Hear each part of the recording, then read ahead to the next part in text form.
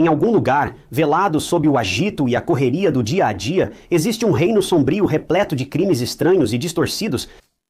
Aqui no Histórias de Crimes Reais, nós não fugimos do estranho e do inexplicável. Então hoje eu reuni uma lista dos 5 casos de crimes reais mais bizarros que você já ouviu falar.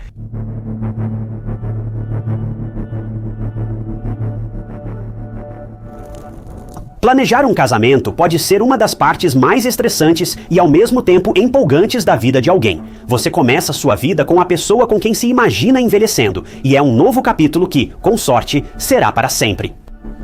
Bem, era exatamente assim que Brittany Zimmerman, de 21 anos, estava se sentindo. Ela estava em uma maratona de planejamento de casamento. Ela ainda estava nas nuvens depois que seu namorado de muitos anos havia acabado de pedi-la em casamento, e ela estava mergulhada até o pescoço nos preparativos para seu casamento dos sonhos no Havaí.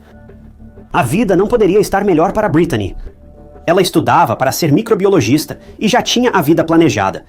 Mas todos os seus planos foram permanentemente interrompidos. Porque o que ela não esperava era ser brutalmente assassinada em sua própria casa. O caso assustador de Brittany Zimmerman é cheio de erros, investigações arrastadas, promessas falsas que não levaram a lugar nenhum e muita dor para todos que perderam Brittany em um dia comum de abril de 2008.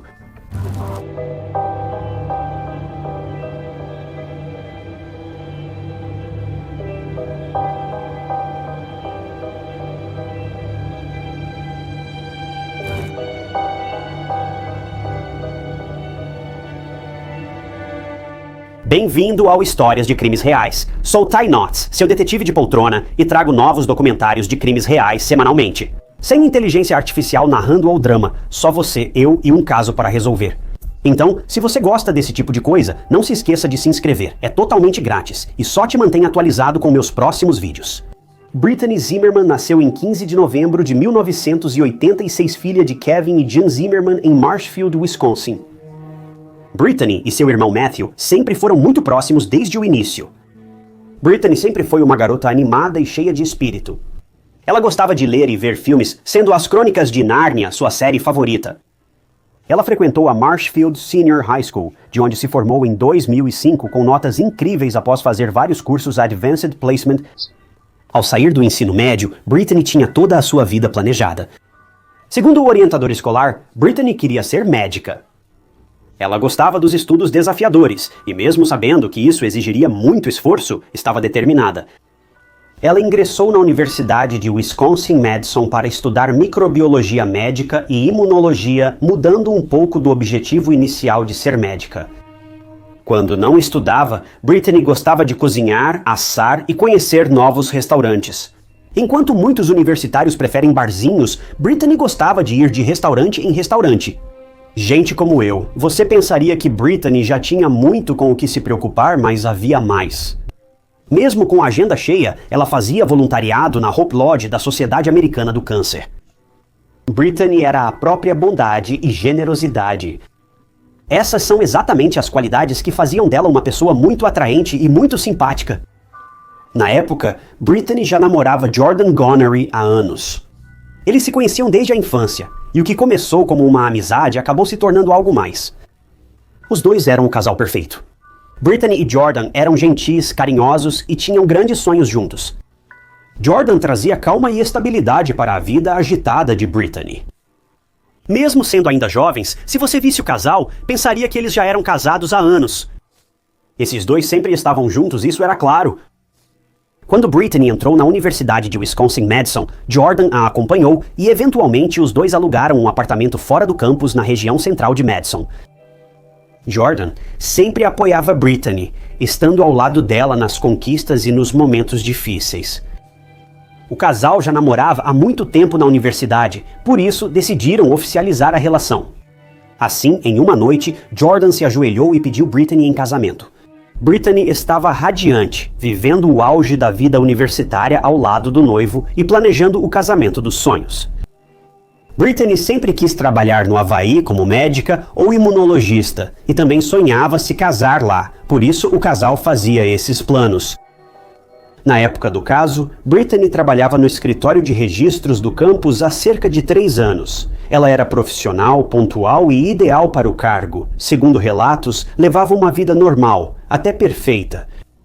Mas quando tudo está indo bem demais, um único erro em uma situação errada pode virar a chave e tudo pode ser arruinado. E infelizmente foi isso que aconteceu com Brittany.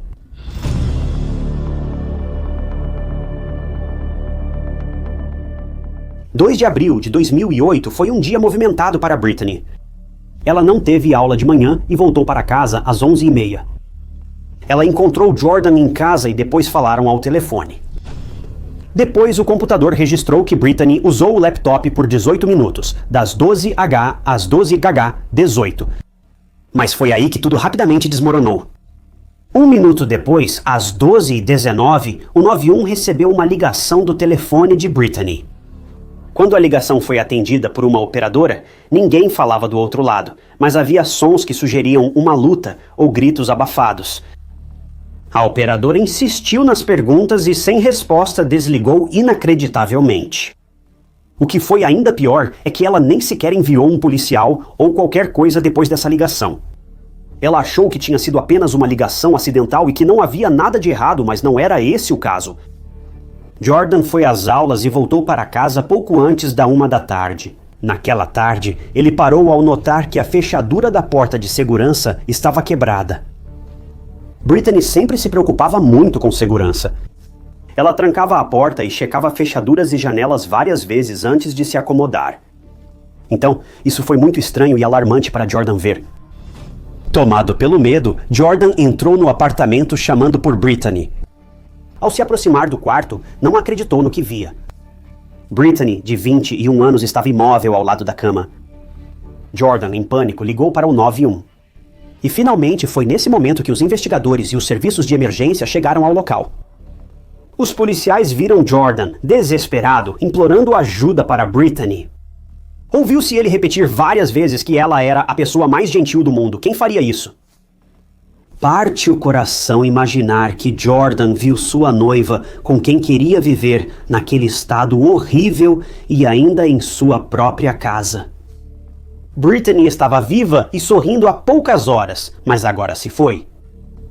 A cena estava um caos. Ficou claro que Brittany tentou se defender, mas não conseguiu e acabou perdendo a vida. Os investigadores inicialmente pensaram que foi um assalto, julgando pela fechadura da porta quebrada, mas nada de valor foi levado. Além disso, parecia estranho para os detetives que ladrões escolhessem estudantes universitários como alvo. Simplesmente não fazia sentido. A maioria dos universitários não tem dinheiro suficiente para ser alvo de roubo, pois já lutam para se manter. Para contextualizar, em Madison, apesar de ser uma área segura, havia problemas com pessoas em situação de rua invadindo casas e roubando. Então, alguém invadiu o apartamento da Brittany? E se foi isso mesmo, por que tiraram a vida dela e não levaram nada, se esse era o objetivo desde o começo? Para obter respostas, os investigadores começaram a trabalhar. Eles vasculharam o local e acharam várias digitais, pegadas e DNA desconhecido. A polícia estava na investigação e fez tudo o que pôde para reunir o máximo de evidências possível. Mas entrevistar centenas de pessoas em situação de rua seria trabalhoso e demorado.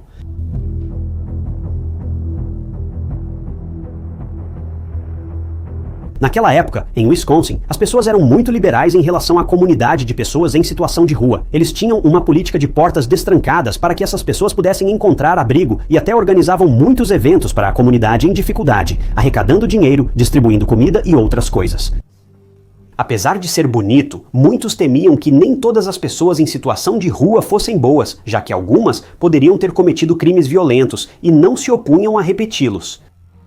Apesar da tristeza, presumiu-se que Brittany foi atacada ao ajudar uma pessoa em situação de rua. O Departamento de Polícia do Condado de Madison sofria grande pressão pública devido a outros 3 assassinatos semelhantes e não resolvidos na região antes do ataque a Brittany.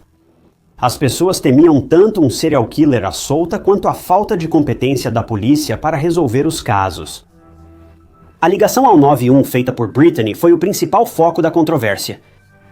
A ligação foi feita por Brittany, provavelmente antes ou durante o ataque, o que já surpreende, mas ela estava pedindo ajuda. Mas a atendente desligou na cara de uma mulher em perigo e nem se deu ao trabalho de enviar um policial para verificar como ela estava, ou sequer tentou ligar de volta para ela nesse caso. Isso me parece insano, ainda mais considerando que a delegacia ficava a apenas 2 quarteirões. Um policial poderia ter passado lá e olhado sem custo algum. Todos estavam irritados com o departamento de polícia e o sistema de emergência 91, com razão. A linha de emergência foi criada para salvar pessoas, mas quando Britânia pediu ajuda, foi ignorada. A operadora tentou se defender, afirmando que ligou de volta para a Britânia, mas isso era mentira. Ela realmente retornou uma ligação, mas foi para um número completamente diferente. E o fato é que, se a operadora simplesmente tivesse confessado isso e admitido que cometeu um erro, bem, isso seria uma coisa. Mas ter a audácia de mentir para o público sobre isso é simplesmente imperdoável. Como se não bastasse, a investigação não avançava. Claro, os investigadores estavam interrogando vários moradores de rua e tinham sua lista de suspeitos, mas a investigação parecia ter sido paralisada após todo o fiasco do 91. Os detetives enfrentaram um processo movido por 4 veículos de mídia, a saber, o Journal Sentinel, o Wisconsin State Journal, a WTMJ Televisão e a WFSC Televisão em Madison. E todo esse drama durou cerca de 1 ano. Em 2009, nem mesmo a ligação que Britney fez para o operador do 91 havia sido divulgada ao público, mas uma transcrição da ligação fazia parte dos documentos do tribunal. Mas essa transcrição não era nada além de uma descrição da luta audível e dos gritos abafados. Esses documentos judiciais são, na verdade, como sabemos, sobre essa ligação em primeiro lugar. E o que aconteceu para começar? Nesse ponto, havia algumas pessoas no radar da polícia. Os suspeitos incluíam alguns homens, Thomas Cosgrove, Jeffrey D. Ball e Chauncey Mack, entre outros, e todos eles eram moradores de rua e considerados violentos. Alguns foram pegos invadindo casas de pessoas e estabelecimentos públicos. Eles portavam armas e pareciam muito suspeitos. Após revistas e coleta de DNA, nenhum foi ligado à cena do crime. Apesar do histórico violento e comportamentos suspeitos, eles não cometeram um ataque fatal a Britney. Por mais alguns meses, a investigação desacelerou. Isso até que uma denúncia apareceu, e foi um avanço no caso muito confuso da Britney. Segundo o denunciante, um homem chamado David A. Cole foi visto onde Britney foi atacada. E olha, ele tinha uma longa lista de crimes violentos. Primeiro, ele era viciado, tinha várias infrações por dirigir alcoolizado e foi condenado por abusar de uma mulher. Para piorar, ele foi interrogado pela polícia quase 6 vezes sobre o ataque a Britney, mas todas as vezes ele foi inocentado. Agora testemunhas realmente o viram na área por volta da hora em que Britney foi atacada, mas parecia que ele estava apenas indo de porta em porta pedindo dinheiro para consertar um pneu furado. Mas na verdade, ele planejava usar esse dinheiro para alimentar ainda mais o seu vício. Até então, os investigadores só tinham testemunhas que viram David na área, nada mais contra ele. Não há nada de malicioso em estar onde ocorreu um assassinato horrível, é só estar no lugar e hora errados. Agora, mesmo que os detetives tivessem toneladas de evidências em forma de DNA, olha, você tem que lembrar que estamos falando de 2008. A tecnologia de DNA não era tão avançada quanto é agora. Isso significava que polícia e familiares de Britney teriam que esperar. O tempo passava lentamente para a família Zimmerman, em luto e temendo nunca descobrir quem matou brutalmente sua filha. Bem, isso foi até 2014, 6 anos após o trágico falecimento de Britney, quando finalmente houve uma correspondência de DNA. Um vestígio de DNA masculino foi achado na manga da camisa de Britney e em 2014 coincidiu com uma pessoa. O que foi ainda mais alarmante é que a pessoa com quem o DNA combinou era alguém que a polícia já havia interrogado algumas vezes, e esse DNA pertencia a ninguém menos que David Cole.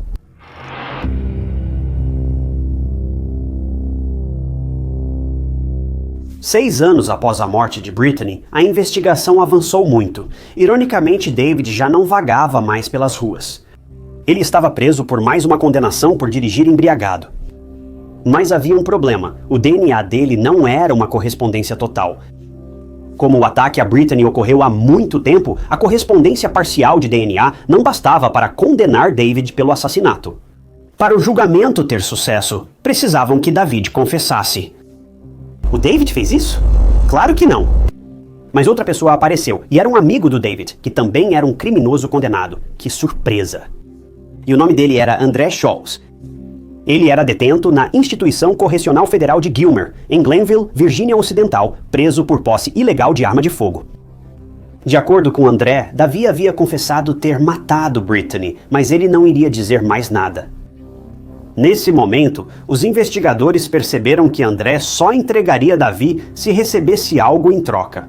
E ele queria sair da prisão, o que não seria tão simples quanto estalar os dedos.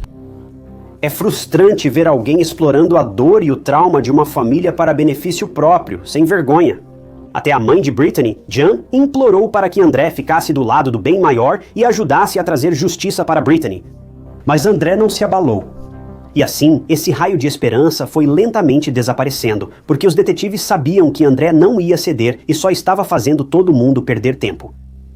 A polícia se recusou a soltar André da prisão e também se recusou a fazer um acordo com ele, e com toda razão. No final, o plano dele falhou e ele ficou preso de qualquer jeito, e parabéns aos investigadores por se manterem firmes nessa decisão. Em agosto de 2017, André, libertado condicionalmente em 2015, morreu em um acidente de moto, deixando a família Zimmerman sem respostas dele. Enquanto isso, Davi seguia com seu jogo doentio com a polícia. Ele dava pequenas pistas de informação, mas não admitia completamente ter matado Brittany. As respostas dele eram basicamente vagas, o que é simplesmente irritante. Os detetives tinham certeza do suspeito, mas ainda precisavam de mais provas. Para piorar, David seria solto em 2021, então a polícia precisava agir rápido antes que ele fosse libertado. Bem, isso realmente aconteceu. Em 20 de março de 2020, houve uma prisão no caso de Brittany. E veja só, a pessoa algemada era David Call. A tecnologia de DNA conseguiu uma correspondência total entre o DNA de David e o encontrado nas roupas de Brittany. Por fim, não havia razão para David fugir. Se ele não se envolveu na morte de Brittany, por que seu DNA estava em todo o apartamento dela? 12 anos após o ataque e a morte de Brittany, a polícia finalmente obteve a confissão de David.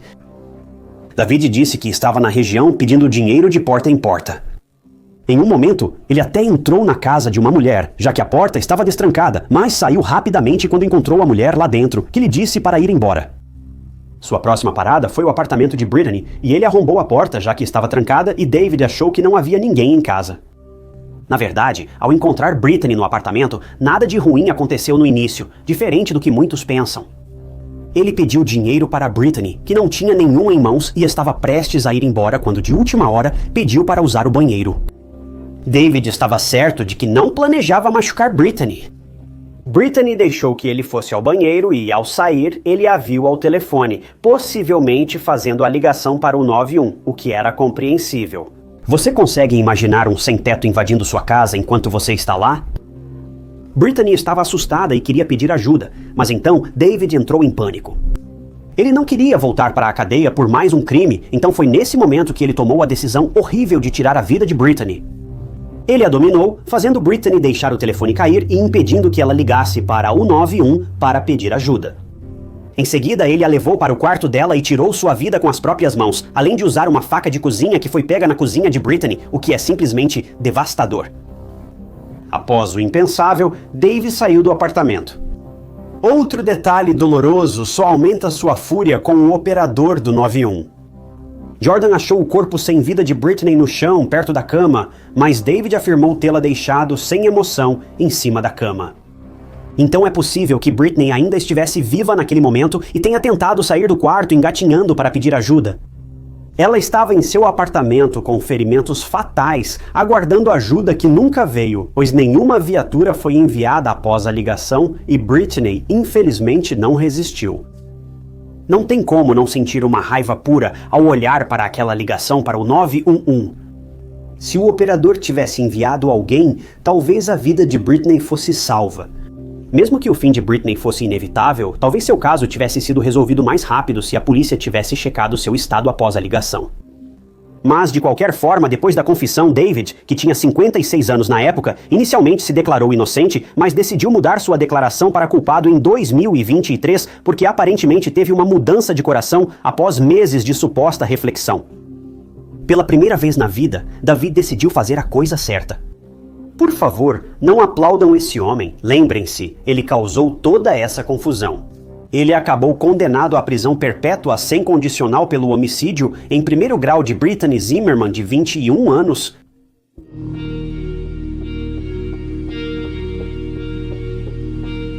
Após a sentença, a família de Brittany resumiu bem que tipo de monstro David era. Jenny continuou dizendo, abre aspas, David Cole não é nada além de um pedaço de pele inútil e um assassino. A família Zimmerman foi condenada a viver para sempre sem a filha. Eles se emocionam ao lembrar que Brittany nunca poderá se formar na faculdade, apesar de todo o seu esforço. Ela nunca vai se casar com Jordão, o amor da vida dela. Ela nunca poderá construir sua vida, ser médica, salvar vidas ou ter filhos. Mesmo que a dor seja profunda para a família Zimmerman, os pais e entes queridos de Brittany estão em paz, sabendo que o autor nunca mais verá a luz do dia. Focando nos pontos positivos, a família Zimmerman fez muito para manter Brittany viva em suas mentes, em seus corações. Patas por Brittany é uma caminhada de cães e arrecadação de fundos em Marshfield, que foi criada em sua memória. Dinheiro para um abrigo de animais, chamado Abrigo de Animais da área de Marshfield, ou Abrigo de Animais da área de Marshfield, foi arrecadado e o abrigo foi construído para que as pessoas soubessem o que Brittany gostaria de fazer se ainda estivesse por aqui. Apesar de Brittany talvez não ter criado essas coisas, o amor que compartilhou, especialmente com os animais, vive pelos esforços da família e entes queridos. A Bolsa Memorial Brittany Zimmerman foi criada para premiar alunos do último ano da Marshfield High School que querem estudar medicina na Universidade de Wisconsin-Madison, sendo uma forma perfeita de lembrar de Brittany. Tenho certeza de que todos vocês já ouviram muitas histórias inspiradoras e comoventes sobre pessoas em situação de rua, ajudando outras pessoas e estando presentes em momentos de extrema necessidade. Mas essa não é esse tipo de história e não vai te deixar aconchegado. Ela só vai te revoltar, pois um homem, com medo de voltar à prisão, invadiu de propósito a casa de uma mulher inocente e matou quem só ajudava os outros. É simplesmente revoltante.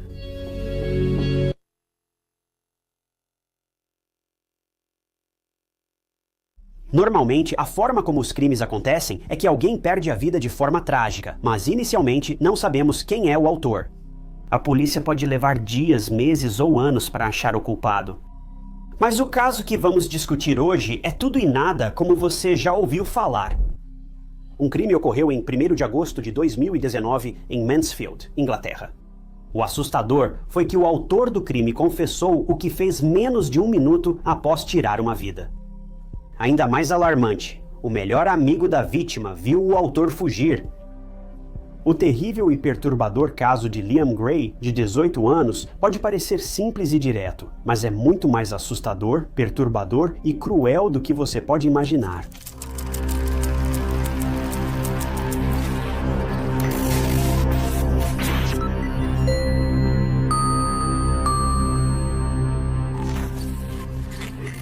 Bem-vindo ao Histórias de Crimes Reais. Se você está cansado dos canais narrados por inteligência artificial que são chatos e exagerados, então você veio ao lugar certo. Aqui no Histórias de Crimes Reais, fazemos as coisas de forma um pouco diferente, mais parecido com um documentário tradicional de crimes reais dos anos passados. Então, se você se interessa por um estilo de crimes reais mais à moda antiga, aperte o botão de inscrever-se. É grátis e te mantém atualizado sobre meus próximos casos. Liam Peters, chamado Liam Gray, nasceu em 2000 e um filho de Joanne e Tony Peters. Liam tinha 2 irmãs, Paige, mais velha, e Madison, mais nova, além do irmão mais novo, Fred. A família de Liam era unida e sua mãe, Joanne, o via como uma criança feliz e despreocupada. Liam era o tipo de pessoa que adorava brincar e tinha uma personalidade que sempre colocava um sorriso no rosto de todos. Liam sempre fazia todos rirem. Ele cantava Backstreet Boys aleatoriamente e sua família dizia que ele tinha coração de ouro. Liam era tranquilo, sempre incluía todos e sua personalidade contagiante o tornava muito simpático. Quando adolescente, Liam conheceu Sean por um amigo em comum e logo se deram muito bem. Liam e Sean, apesar de jovens, se conectaram facilmente e nunca tiveram momentos constrangedores juntos. Eles eram super compatíveis um com o outro, e é seguro dizer que estavam realmente apaixonados. O relacionamento deles, que já durava 3 anos, ficou muito sério quando Liam descobriu que seria pai. Mesmo que muitas pessoas da mesma faixa etária fugissem ao receber essa notícia, Liam ficou radiante. Liam, com sua personalidade gentil, amável e carinhosa, nasceu para ser pai, e todos em sua família e círculo de amigos sabiam que Liam iria lidar com tudo muito bem. Quando Sean contou a novidade para Liam, ele ficou emocionado e eufórico. Podemos afirmar que Liam estava ansioso por esse novo e empolgante capítulo de sua vida. Mas Liam, apesar da ótima vida pessoal, tinha dificuldades na escola. Então ele decidiu se mudar para a casa do avô João, carinhosamente chamado de Pops, na rua Gladstone, em Mansfield. Essa foi a melhor decisão de Liam, e ele nunca esteve tão feliz. Infelizmente, porém, essa mesma casa se transformaria em um lugar marcado pela dor e agonia para a família Gray. O melhor amigo de Liam era Reese, seu irmão mais próximo. Liam e Reese basicamente cresceram juntos e também estudavam na mesma escola, já que moravam literalmente um em frente ao outro. Os amigos eram tão próximos que até mesmo Reese chamava John de Pops.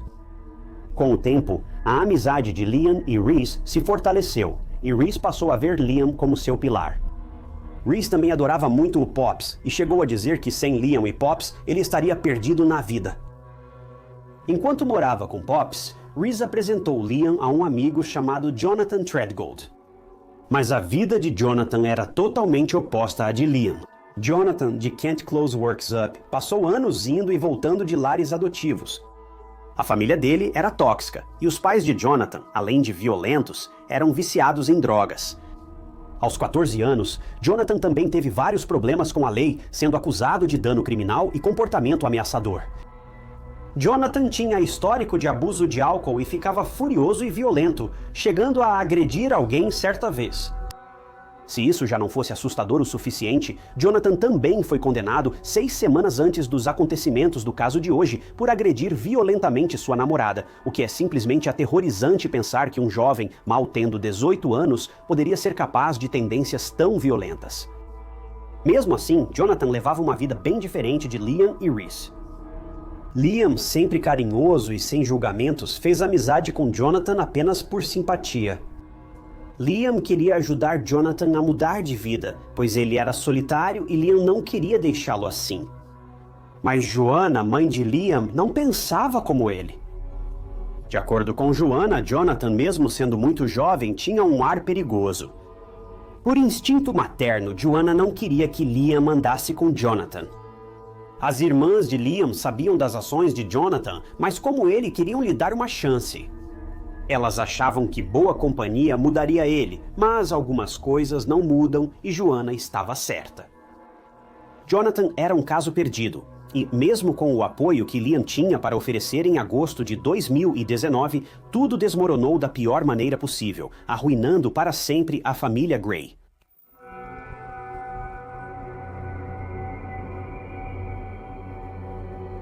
Assim que Liam descobriu que seria pai, ele passou por uma mudança milagrosa. Ele queria ser o melhor pai para seu filho, então Liam decidiu assumir a responsabilidade. Ele queria focar em construir um futuro melhor para sua família que estava crescendo. Segundo Reese, Liam ficou nas nuvens ao receber essa notícia e queria fazer tudo ao seu alcance para sustentar seu filho. Avançando para 18 de julho de 2019, Liam e Sean deram as boas-vindas a uma menina saudável, a quem chamaram de Isla Page.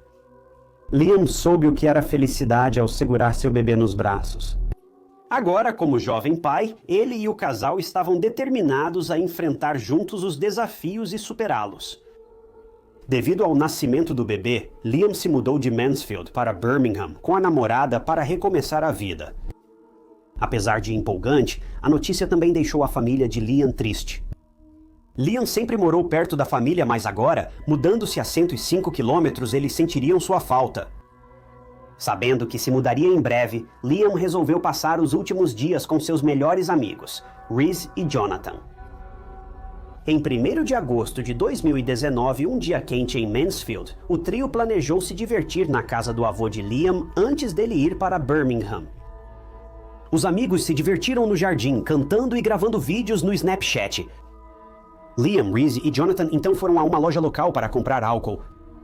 Eles tinham planejado levar isso de volta para a casa do Pop e passar a noite lá. Liam sugeriu que Jonathan, de 17 anos, trocasse as roupas casuais por algo mais arrumado e emprestou um jeans para que ele ficasse mais apresentável, pois o trio planejava ir a um pub local. A caminho do pub, Reese recebeu uma mensagem do namorado da irmã de Jonathan. O conteúdo da mensagem não está claro, mas pela reação de Liam e seu grupo, pode ter sido algo feito por ele ou algo inapropriado.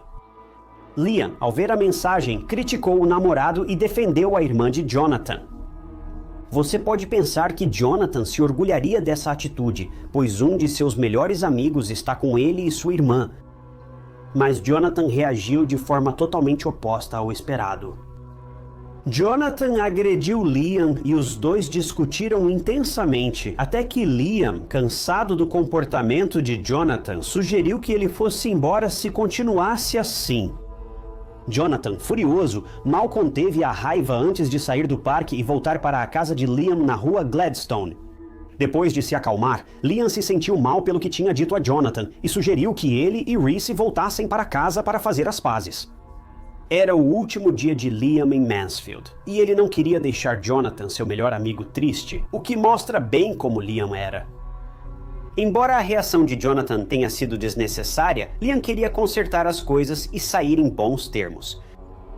Liam e Reese chegaram à casa do Pop, que estava na sala. Liam foi conversar com Jonathan sozinho, enquanto Reese aguardava no jardim. Reese esperava que os dois jovens saíssem da casa a qualquer momento, tendo se reconciliado e colocado as coisas em bons termos novamente. Mas nada poderia ter preparado Reese para o que ele testemunhou apenas alguns momentos depois. Menos de um minuto após Liam sumir na casa, Reese viu Jonathan, visivelmente angustiado, correndo pela porta da frente. Reese mal conseguiu entender as palavras de Jonathan. Eu o matei.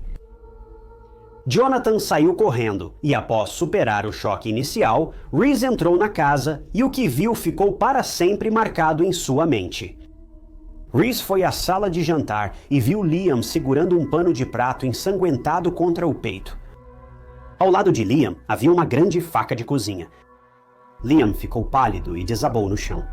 Liam estava com seu avô John, que tentava estancar o sangramento enquanto pedia para Reese chamar os serviços de emergência rapidamente. Reese não conseguia acreditar na cena horrível à sua frente. No modo automático, ele ligou para os serviços de emergência e uma ambulância, assim como a polícia, foram rapidamente enviados para o local. Os paramédicos chegaram rapidamente e tentaram salvar Liam. Ele respirava, mas o pulso era fraco e havia perdido muito sangue. Em determinado momento, os paramédicos tiveram que bombear o coração de Liam manualmente. Enquanto os paramédicos tentavam salvar Liam, alguns policiais foram atrás de Jonathan e outros, com Reese, foram à casa de Joanne para informar que seu filho havia sido atacado. Joanne e as irmãs de Liam ficaram muito chocadas com a notícia. Liam se divertia com amigos antes de ir para Birmingham com a família, mas agora lutava pela vida após ser atacado de repente. Enquanto a polícia procurava Jonathan, recebeu uma ligação. Ele, dono de uma lanchonete, contou que um jovem pulou o muro da loja e confessou ter se envolvido em uma situação violenta, atacando alguém em legítima defesa. O garoto mostrou ao dono da lanchonete arranhões no abdômen, levantando a camisa. Esse garoto era obviamente Jonathan. De volta à rua Gladstone, por volta das 15h15, Joanna chegou quando Liam era levado para a ambulância. Joanna estava abalada, chorando e só queria segurar a mão do filho. Mas ela não podia, pois os paramédicos cercavam o jovem Liam, tentando manter seu coração batendo e a respiração estável. Joanna, em lágrimas, falou com Liam dizendo que o amava, esperando que seu filho inconsciente a ouvisse. Parte o coração ver Joanna testemunhando o estado brutal do filho. A dor ecoa por Joanna e pela família Gray. Está além da imaginação. Liam foi levado ao Centro Médico Queen's em Nottingham e precisou de cirurgia cardíaca de emergência. Após 1h30 de tentativas dos médicos e equipe, Liam infelizmente faleceu. Liam tinha apenas 18 anos e estava prestes a começar um novo capítulo de sua vida com as duas pessoas que ele mais amava, sua namorada Sean e a filha deles, Isla, que tinha acabado de chegar ao mundo 13 dias antes do ataque trágico e repentino contra Liam. Joanne, ao saber da morte do filho, sentiu o coração partir e percebeu que sua vida mudaria para sempre. Paige desabou e teve um ataque de pânico grave fora do hospital, enquanto Madison, em casa, recebeu uma ligação terrível e caiu no chão chorando. Um ferimento fatal, causado por ninguém menos que o próprio amigo de Liam, levou a família Gray a um poço sem fim de tristeza, incredulidade e tragédia absoluta. Jonathan ainda estava foragido. A polícia estava por perto quando recebeu outra ligação que revelou a localização atual de Jonathan. Na casa de um amigo da família, ele confessou ter atacado Liam. A polícia cercou a área e, finalmente, às 3h33 da tarde, Jonathan foi preso pela polícia. A polícia prendeu Jonathan por lesão corporal grave, pois ainda não sabiam que Liam havia morrido após a cirurgia. Após a morte de Liam, a acusação subiu para homicídio.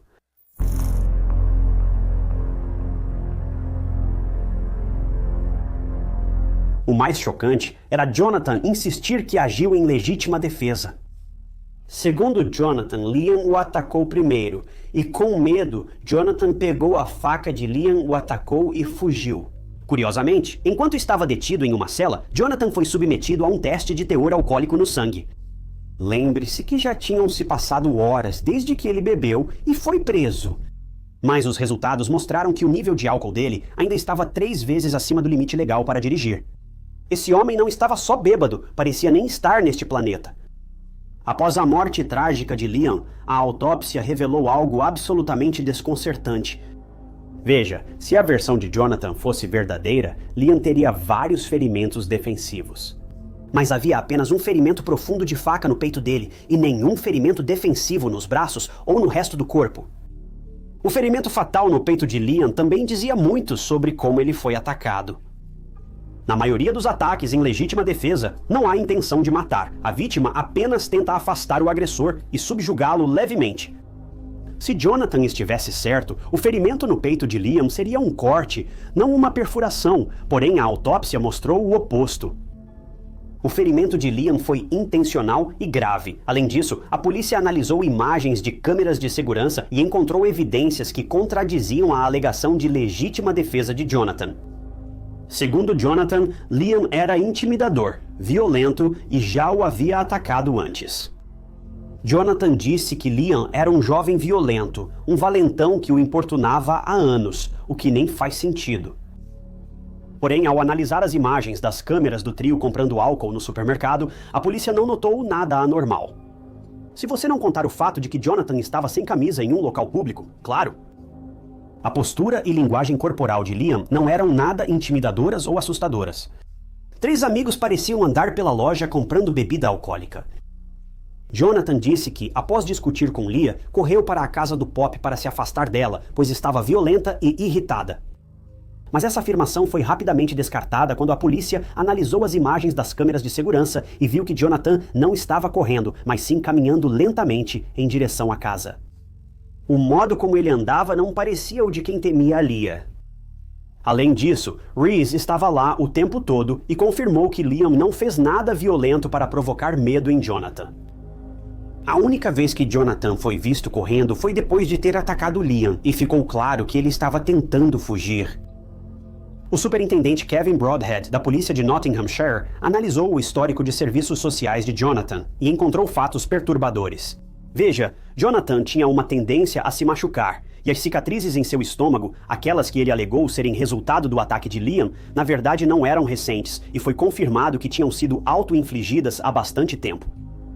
Então, Jonathan basicamente estava tentando incriminar Liam, pintando-o como um valentão e um homem violento, quando na realidade o verdadeiro perigo era o próprio Jonathan. Embora muitos achassem que Jonathan agiu em um surto violento de embriaguez, ele estava lúcido o bastante para inventar uma história absurda de legítima defesa para se proteger. Bem, isso obviamente não funcionou por muito tempo. Jonathan estava sob custódia, mas o que a polícia, e na verdade todo mundo queria saber era por quê?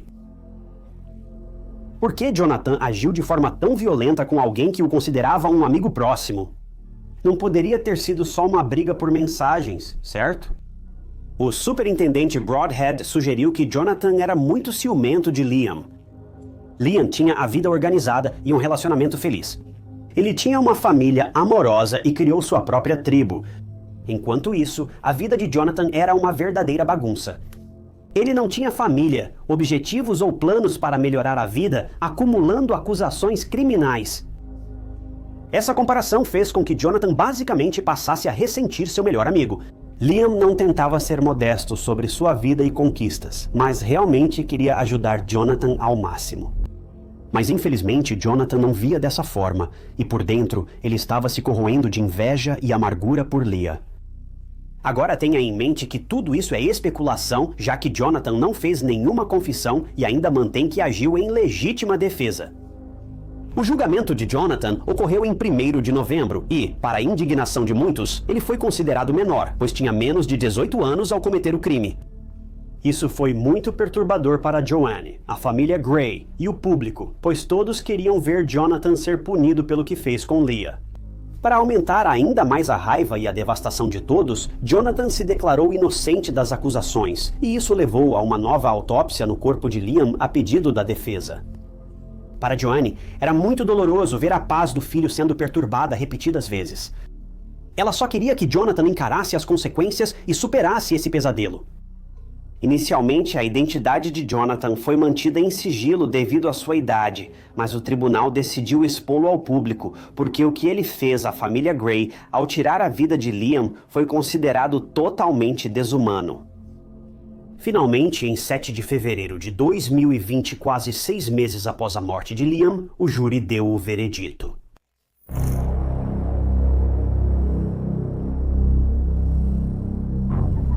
O tribunal aguardava quando o júri declarou Jonathan culpado. 3 dias depois, em 10 de fevereiro, ele foi condenado à prisão perpétua com mínimo de 16 anos. Jonathan ficou impassível durante o julgamento e só disse som após o veredito.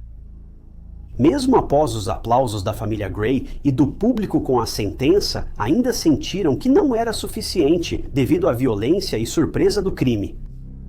Após a morte precoce de Liam em 18 de agosto de 2019, foi realizado um evento beneficente para arrecadar fundos ao funeral, à filha recém-nascida dele e a uma instituição contra crimes com faca. Criaram uma página no GoFundMe para arrecadar 5.000 libras e ajudar a família Gray a se despedir de Liam. No funeral, o caixão de Liam foi coberto com as cores do Liverpool, seu time favorito, e levado em carruagem puxada por cavalos. O que foi tão comovente é que o avô de Liam, João, que testemunhou o ataque ao seu amado neto, prestou uma homenagem a Liam, marcada pelo remorso e culpa por não ter conseguido salvá-lo. João disse: "Sinto muito sua falta. Tentei tanto te ajudar. O meu melhor não foi suficiente e eu sinto muito." É devastador ver João desmoronar, revivendo sua tentativa de salvar Liam naquele fatídico 1º de agosto.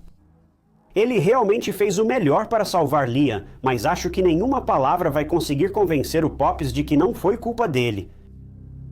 A Xian, namorada de Liam, estava um caco. Xian criou uma caixa de recordações para Ayla com fotos, lembranças e álbuns de Liam. Ela promete que Liam não será esquecido e que Ayla sempre vai se lembrar dele, mesmo com o pouco tempo juntos. Jonathan, conhecido de Liam e a quem queria ajudar, tirou de sua família todos os momentos felizes que Liam poderia ter vivido com eles. Esperamos que a família de Liam, inclusive sua filha, consiga seguir em frente e encontrar cura após essa tragédia. Uma briga boba ou ressentimento não justificam Liam perder a vida de forma tão brutal, ainda mais pelas mãos de quem ele considerava amigo. Sinto certo remorso por Jonathan, pois sua vida foi difícil do início ao fim, mas isso não justifica ele repetir as decisões ruins dos pais e colegas. Ele tinha pensamentos, desejos e capacidade de escolher bem, mas não fez isso. Isso por si só é devastador. Os amigos deveriam ser as pessoas que te animam nas suas conquistas. Dizem que vínculos baseados em confiança e respeito são os mais fortes, mas o que Jonathan tinha com Liam estava longe de ser amizade, pois quem tem amizades verdadeiras não passa pelo que Liam passou. Liam se esforçou muito para ajudar a melhorar a vida de Jonathan, mas em troca, Jonathan acabou com a vida de Liam.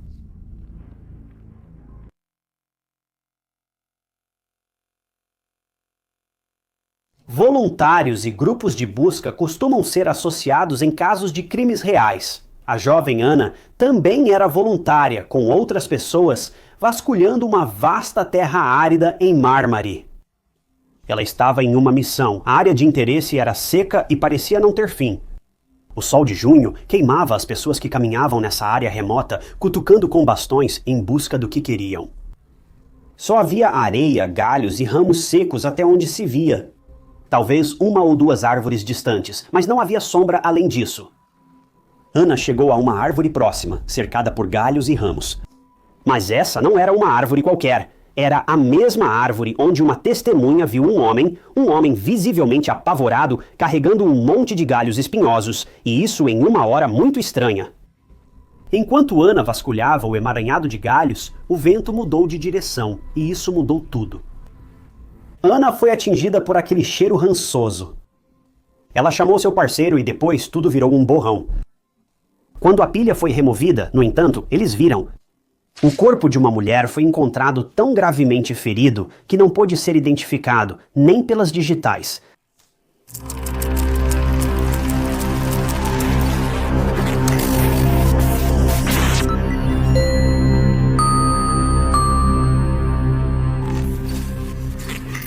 Bem-vindo ao Histórias de Crimes Reais. Sou Ty Notts e trago novos documentários semanais sobre crimes reais. Se você gosta de crimes reais simples e clássicos, está no lugar certo, pois é isso que fazemos aqui.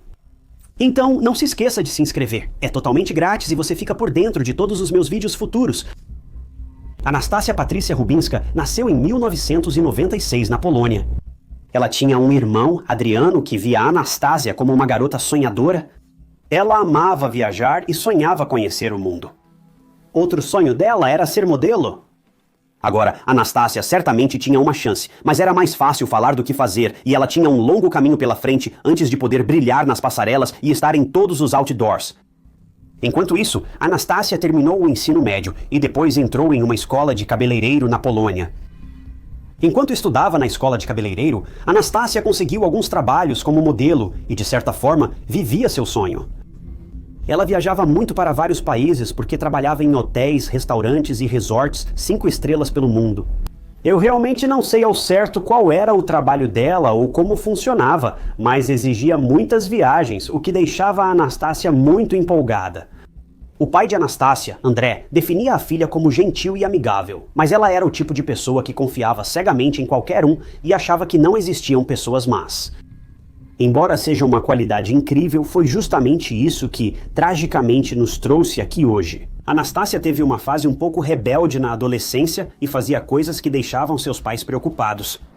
Mas que adolescente nunca deixou os pais à beira de um ataque cardíaco pelo menos uma vez, se não mais? Anastácia e seu namorado, Mikal, ou Miguel, dependendo de como você prefere pronunciar, se conheceram quando ambos eram adolescentes. Naquela época era assim, e agora, 13 anos depois, continuavam juntos. Eles eram literalmente o casal perfeito. Eles também compartilhavam o mesmo sonho de viajar juntos, então fizeram disso a missão de vida deles, conhecer o máximo possível do mundo juntos. Michael e Anastácia eram inseparáveis. Eles até estavam pensando em começar a vida juntos como um casal casado, mas ainda não tinham tomado essa decisão. Foi em maio de 2023 que Anastácia e Michael decidiram dar o salto e arrumaram as malas para a Grécia. Eles buscavam outro emprego para ganhar mais e iniciar uma nova fase juntos, comprando uma casa ou se casando. O casal se mudou para a ilha de Kos, na Grécia. Eles começaram a trabalhar em um hotel 5 estrelas em Marmari, famosa cidade turística da Grécia. Anastácia era hostess no restaurante do hotel, mas estava lá há só um mês, antes que a tragédia acontecesse. Um dia, ela desapareceu e nunca mais foi vista, pelo menos não com vida. Na noite de 12 de junho de 2023, Anastácia teve um dia comum no hotel. Ela vestiu o uniforme e trabalhou no restaurante do hotel. Infelizmente, ela queimou gravemente a mão no turno. Ela sentia muita dor, mas terminou o turno sem comer o dia todo. Michael tentou fazer com que ela comesse alguma coisa, mas ela simplesmente não estava com vontade e queria beber um pouco de álcool para terminar a noite. Em algum momento, Anastácia terminou o turno, mas Michael ainda estava no trabalho e eles tinham combinado de se encontrar em um bar local para um pequeno encontro depois do expediente. Anastácia avisou Michael que sairia para comprar álcool e ele não se importou. O casal costumava sair constantemente para lojas locais para comprar álcool, às vezes juntos, às vezes sozinhos, então não era nada novo. Mas desta vez, infelizmente, Anastácia não voltaria. Durante o turno, Mikhail recebia várias mensagens de Anastácia. Ela o mantinha informado sobre suas ações e localização. Mikhail soube que Anastácia bebia com alguém enquanto ele trabalhava. Por volta das 22h30, Mikhail perguntou se ela precisava que ele a buscasse. Anastácia enviou sua localização e pediu para ele buscá-la, pois não se sentia segura. Lembre-se que Mikhail ainda estava no trabalho e demoraria para chegar até ela. Mas acabou que ele não precisou, porque outra pessoa se ofereceu e ia levar Anastácia para casa na sua motocicleta. Ao saber da novidade, minutos depois, Mikhail ficou imediatamente nervoso. Ele não queria que Anastácia aceitasse favores de um estranho por causa do perigo. Anastácia, por ser gentil e ingênua, achava que ninguém queria lhe fazer mal. Mikhail tentou várias vezes impedir Anastácia de ir com esse estranho aleatório e pediu para ela esperar por ele, mas ela disse que estava tudo bem. Mikhail ficou muito tempo sem conseguir contato com ela. Algum tempo depois, o celular de Mikhail apitou novamente e dessa vez Anastácia enviou para ele uma localização, depois outra e mais outra. Anastácia então silenciou totalmente, não mandou mais mensagens nem ligou. Em poucos minutos, 3 localizações deixaram Mikhail em pânico e ele alertou imediatamente a polícia e a família de Anastácia. Isso foi estranho para todos. Mikhail sabia que Anastácia não estava segura lá fora, e aquelas mensagens dela dizendo que não se sentia segura, seguidas por 3 mensagens de localização diferentes e até uma mensagem dizendo que estava tudo sob controle, deixaram Mikhail muito inquieto. Os investigadores gregos logo abriram uma investigação de desaparecimento e, felizmente, tinham muitas informações para ajudar. Mas o tempo estava se esgotando rapidamente. As mensagens de Anastácia tinham um tom sinistro, mas não indicavam exatamente onde ela estava. Então, a polícia não teve escolha a não ser vasculhar as imagens das câmeras de segurança do local onde Anastácia deveria estar. Era um supermercado local, e as câmeras mostraram Anastácia perto da cerca, comendo petiscos e bebendo vinho. Naquele momento, ela estava sozinha, mas ao analisarem melhor as imagens, os investigadores viram que, depois, Anastácia foi acompanhada por 5 homens. Aparentavam ser locais que se uniram a Anastácia para se divertir. Culturas diferentes agem de formas distintas, então isso era mesmo tão estranho? Eu realmente não sei, mas definitivamente parece um pouco estranho. Várias testemunhas confirmaram que viram os homens e Anastácia conversando em uma loja por volta das 8h30 da noite. 2 horas depois, Anastácia enviou aquela mensagem preocupante, dizendo que estava bêbada, em perigo e que precisava que Miguel fosse buscá-la. É assustador pensar em Anastácia sozinha e vulnerável entre homens estranhos. Não surpreende que ela não se sentisse segura. Quando a polícia analisou ainda mais imagens das câmeras de segurança nessa área, foi aí que eles perceberam algo e, imediatamente, ficaram arrepiados. Lembra daquela mensagem que Anastácia enviou para Mikhail dizendo que pegaria uma carona com uma pessoa aleatória em uma motocicleta? Pois é, ela foi vista saindo com um dos 5 homens na garupa de uma moto.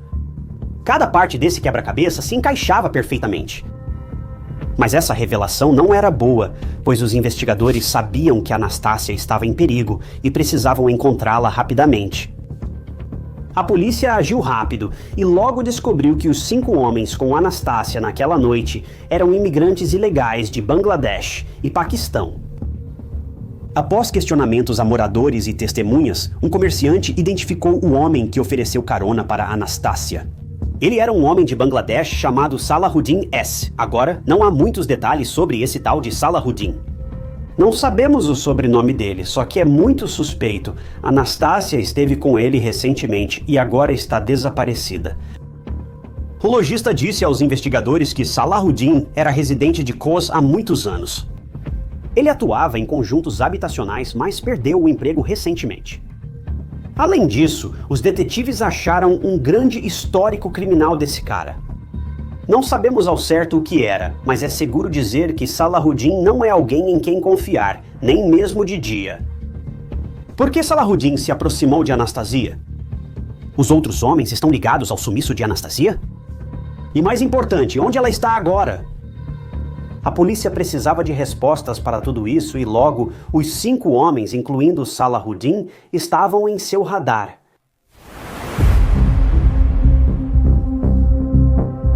Você pensaria que rastrear esses 5 homens na costa seria difícil para a polícia, mas não foi. Em poucas horas, eles, que foram os últimos vistos com Anastasia, foram levados à delegacia para interrogatório. A polícia suspeitava fortemente do envolvimento deles no desaparecimento de Anastasia. Ao verem os homens pessoalmente, as suspeitas aumentaram ainda mais. Mas estou me adiantando. Primeiro, os detetives perguntaram aos homens se eles estavam com Anastasia na noite de 12 de junho. Para surpresa geral, os homens admitiram ter se aproximado e conversado com ela. Segundo os homens, ela estava muito desorientada e visivelmente embriagada no bar. Eles estavam apenas sendo bons samaritanos e a ajudaram a chegar em casa em segurança. E depois de sua boa ação, eles simplesmente foram embora. Mas a polícia não estava convencida. Se Anastasia estivesse em casa, o namorado não a teria dado como desaparecida. Ela ainda estava claramente desaparecida naquele momento. Além disso, o que aumentou a desconfiança dos investigadores foi que Salahuddin tinha arranhões e ferimentos no rosto e braços, e outro homem apresentava arranhões no nariz. Isso devia ser uma coisa. Uma luta ocorreu, apesar de alegarem que os arranhões foram causados por um acidente inexplicável dias antes, os homens não conseguiram enganar a polícia. A mulher sumiu e esses 5 homens foram os últimos a vê-la. Ela andou de moto com um desses homens. Agora 2 dos 5 homens tinham ferimentos estranhos, sugerindo luta. Tenho certeza de que você pode juntar todas essas peças, mas os detetives não podiam prender esses homens só porque tinham suas suspeitas. Eles precisavam de mais provas, mas antes de liberar os homens, amostras de DNA foram coletadas pela polícia e eles ainda eram considerados pessoas de interesse no desaparecimento de Anastasia. Os entes queridos de Anastasia estavam muito preocupados, pois ela acabara de iniciar uma nova vida na Grécia e agora estava desaparecida. O desaparecimento de uma jovem já é assustador, mas em outro continente e sem contato, é um nível ainda maior de ansiedade e medo. Os investigadores ainda estavam realizando buscas por Anastasia, tanto por terra quanto aéreas, e até usaram cães farejadores para ajudar na investigação. Mas depois de dias, simplesmente não havia sinais de Anastasia em lugar nenhum. No entanto, a polícia conseguiu rastrear o telefone dela através de torres de celular e dados de localização. Descobriu-se que o telefone de Anastasia esteve ativo até às 11h30 da noite, no mesmo dia em que ela saiu para beber. E depois disso, as torres de celular não receberam mais nenhum sinal do telefone dela. Sua última localização conhecida ficava, na verdade, a 5 quilômetros do local que ela compartilhou com o namorado. Mas os investigadores continuaram incansáveis em sua busca para encontrá-la. Mesmo que ela ainda não tivesse sido encontrada, os detetives encontraram algo. Isso deixou todos ainda mais apavorados por Anastasia. Veja, em um prédio abandonado perto de Marmari, a polícia, junto com moradores locais, conseguiu encontrar um celular. E infelizmente confirmou-se que era de Anastasia. O SIM foi removido, o sistema de posicionamento global desativado e todos os dados do celular apagados. O celular não tinha histórico de chamadas, mensagens ou fotos. Apesar de ser um passo certo, agora todos temiam o pior. Anastasia seguia desaparecida, mas só acharam o celular dela, o que não era bom. A busca por Anastasia foi enorme. Os investigadores pediram ajuda ao público e muitos voluntários se apresentaram para ajudar a procurá-la. A busca por Anastasia terminou abruptamente 6 dias após seu desaparecimento. Quando a voluntária Ana fez uma descoberta angustiante. No dia 18 de junho, a busca estava concentrada na região de Tagaque, onde havia pântanos salgados e terras extensas. Ana examinou a área ao redor de uma grande árvore onde viu montes incomuns de palha. Ao cutucar a massa com a bengala, percebeu que algo estava muito errado. Ela chamou o resto dos voluntários e a polícia, e à medida que a palha era removida, uma sacola plástica apareceu. Todos temiam abrir aquela sacola, mas quando o fizeram, ficaram horrorizados, enojados e chocados. O corpo despido de uma mulher foi encontrado dentro da sacola plástica e não era preciso ser um gênio para perceber que o autor do crime havia tirado a vida da mulher com as próprias mãos. Os investigadores também notaram algo muito estranho e perturbador. O assassino claramente tentou tornar o corpo irreconhecível e nem mesmo havia como identificar a vítima pelas impressões digitais. E por quê? Porque o corpo não tinha nenhuma. O que Anastasia passou nas horas antes de sua morte foi inacreditável. Essa jovem inocente não fez nada para merecer isso, além de estar no lugar errado na hora errada. Assim que a polícia recuperou o corpo e o levou para análise, confirmaram que era Anastasia. Ela estava desaparecida há menos de uma semana, e agora o caso dela passou de uma investigação de pessoa desaparecida para um homicídio completo. A morte de Anastasia foi muito trágica. Ela enfrentou o pior por muito tempo, e para piorar, também foi abusada, o que é de partir o coração. A família dela ficou profundamente abalada quando recebeu essa notícia devastadora. A dor que a filha dele sentiu era imensa. Alguém havia atacado de forma impiedosa e brutal sua jovem filha, que era gentil, otimista e brilhante, e isso justamente em um lugar onde ela estava prestes a começar uma nova vida para si mesma. Apesar da trágica morte de Anastasia, os detetives agora tinham as provas necessárias. Provas para condenar quem fez isso com ela. Nesse momento, os investigadores também descobriram algo. Algo prestes a expor o caso e selar o destino de um homem em especial. O corpo de Anastasia foi achado perto da casa de uma pessoa importante. A exatamente 1 quilômetro de distância. E se você adivinhou que era a casa de Salahuddin, eles sabiam que você estaria absolutamente certo. Isso aumentou a certeza da polícia de que Salahuddin era o responsável, ou um dos responsáveis, pela morte de Anastasia. Agora precisavam algemar esse monstro e fazê-lo pagar pelo que fez com Anastasia. Após encontrar o corpo de Anastasia, os investigadores rapidamente prenderam Salahuddin por suspeita de assassinato. Dessa vez, a história de Salahuddin mudou, o que é um comportamento clássico de suspeitos. Salahuddin não lembrou de ajudar a mulher bêbada e afirmou que ele e Anastasia tiveram um momento íntimo em seu apartamento naquela noite. Mesmo que a história dele tivesse mudado completamente em relação ao que disse antes, ele ainda negou ter causado algum dano fatal a Anastasia e jurou que não sabia nada sobre a morte dela. Bem, isso foi até os detetives revistarem o apartamento de Salahuddin. No local, recuperaram fios de cabelo loiro, uma blusa manchada de vermelho e um moletom laranja no apartamento dele. O cabelo e as manchas na blusa foram confirmados como DNA de Anastasia. Ela estava no apartamento de Salahuddin quando tudo ficou violento. Considerando os arranhões e ferimentos em Salahuddin e as marcas no rosto do amigo, percebe-se que Anastasia lutou até o fim.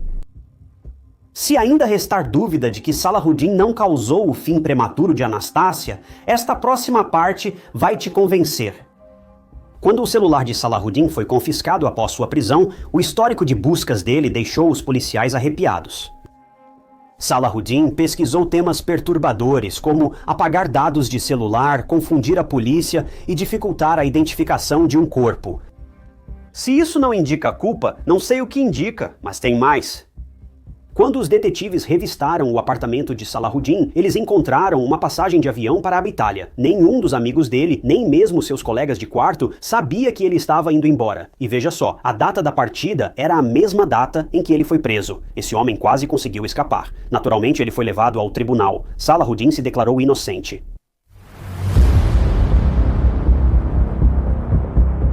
No julgamento, a promotoria acreditava que Salahuddin conseguiu atrair Anastasia para sua casa e a submeteu ao pior tipo de tortura. Não sabemos se o resto dos capangas de Salahuddin esteve envolvido nisso, mas é altamente possível e muito provável que sim, se você considerar os arranhões no nariz do outro cara. Anastasia tentou sobreviver, mas não conseguiu e foi morta brutalmente, com o corpo descartado perto da praia de Tagaq. Em 6 de dezembro de 2024, Salahuddin foi condenado por homicídio doloso à prisão perpétua. Durante a sentença, o pai de Anastasia, André, disse à imprensa: essa punição não trará Anastasia de volta, mas ele recebeu o que merecia. Que ele nunca mais saia da prisão e que nunca mais machuque ninguém. O desaparecimento e assassinato de Anastasia foi notícia local e internacional por muito tempo.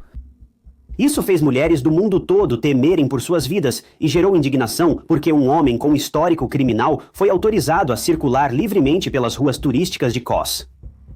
Até agora, só Salahuddin foi condenado pelo assassinato de Anastasia. Como há poucas informações, é difícil saber se outros homens foram condenados pelo assassinato de Anastasia ou se eram cúmplices. A sentença de Salahuddin foi agridoce para a família dela.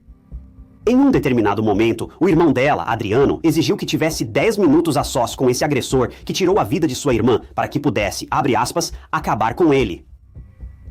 Embora ninguém aprove esse tipo de comportamento, acho que todos nós conseguimos entender de onde vinha essa dor e fúria.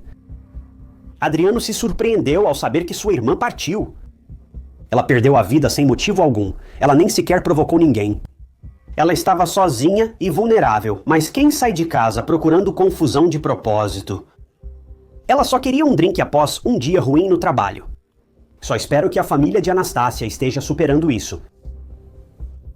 Tragédia não descreve o que aconteceu com ela. Foi um verdadeiro inferno. Anastácia deixou o mundo após apenas 27 anos e ela tinha toda a vida pela frente.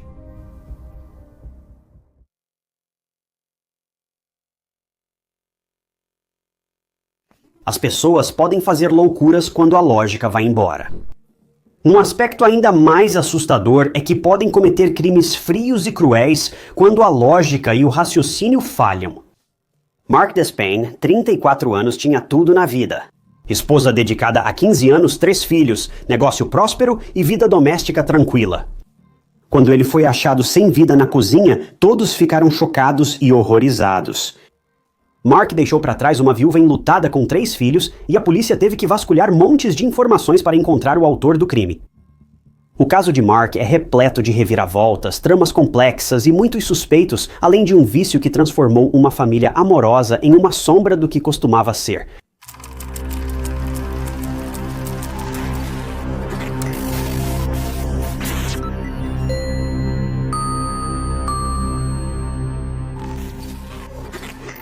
Bem-vindo ao Histórias de Crimes Reais. Sou Tyke Knotts, seu apresentador e detetive de poltrona.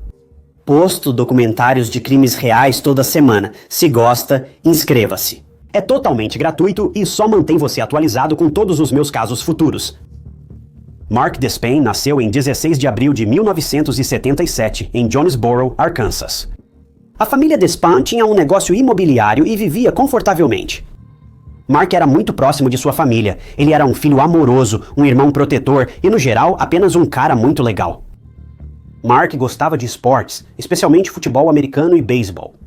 Ele estudou na Nettleton High School em Jonesboro e se formou em 1995. No ensino médio, ele integrava o time de futebol americano e era admirado por colegas e treinador pela paixão pelo esporte. Morador de Jonesboro desde sempre e fã de futebol americano desde jovem, Mark se tornou um grande entusiasta do esporte, tendo o Valley View Blazers como time favorito. Pode apostar que sempre que o Valley View Blazers enfrentava outro time, Mark largava tudo para assistir ao jogo até o fim. Mark era tranquilo, sossegado e tinha um grupo de amigos unido. Era uma pessoa divertida de conviver. Mark adorava a praia, seu lugar preferido, então não surpreendeu quando se interessou por mergulho. Mark sempre foi aventureiro. Caçar cervos e perus era a atividade ao ar livre favorita de Mark com seu pai, Jack. Mark e sua família também eram membros ativos da Igreja Batista Central. Mark, vendo o negócio imobiliário de sua família prosperar desde muito jovem, sabia que era isso que queria fazer quando crescesse também. Ele planejava ajudar o pai no negócio após a escola. Mas no ensino médio, ele cruzou o caminho de uma garota que, em seu coração, sabia que seria para sempre. Essa era a Michelle. Michelle chamou a atenção de Mark quase instantaneamente, e os dois se apaixonaram um pelo outro. Eles eram namorados de escola, e após se formarem, Michelle e Mark se casaram em 1996. Alguns diriam que foi rápido, pois eram jovens na época. Mas Mark, de 19 anos, e Michelle, de 18, estavam prontos para descobrir onde esse novo capítulo os levaria. Embora ainda adolescentes, Michelle já tinha uma filha, Brooke, de outro relacionamento, e Mark a acolheu de braços abertos. Mark era um cara de família por dentro e por fora.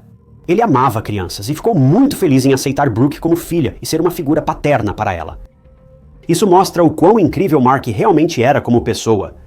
No início, os pais de Mark ajudaram bastante o casal, e ele e Michelle moraram em uma casa móvel comprada por Jack e Tana.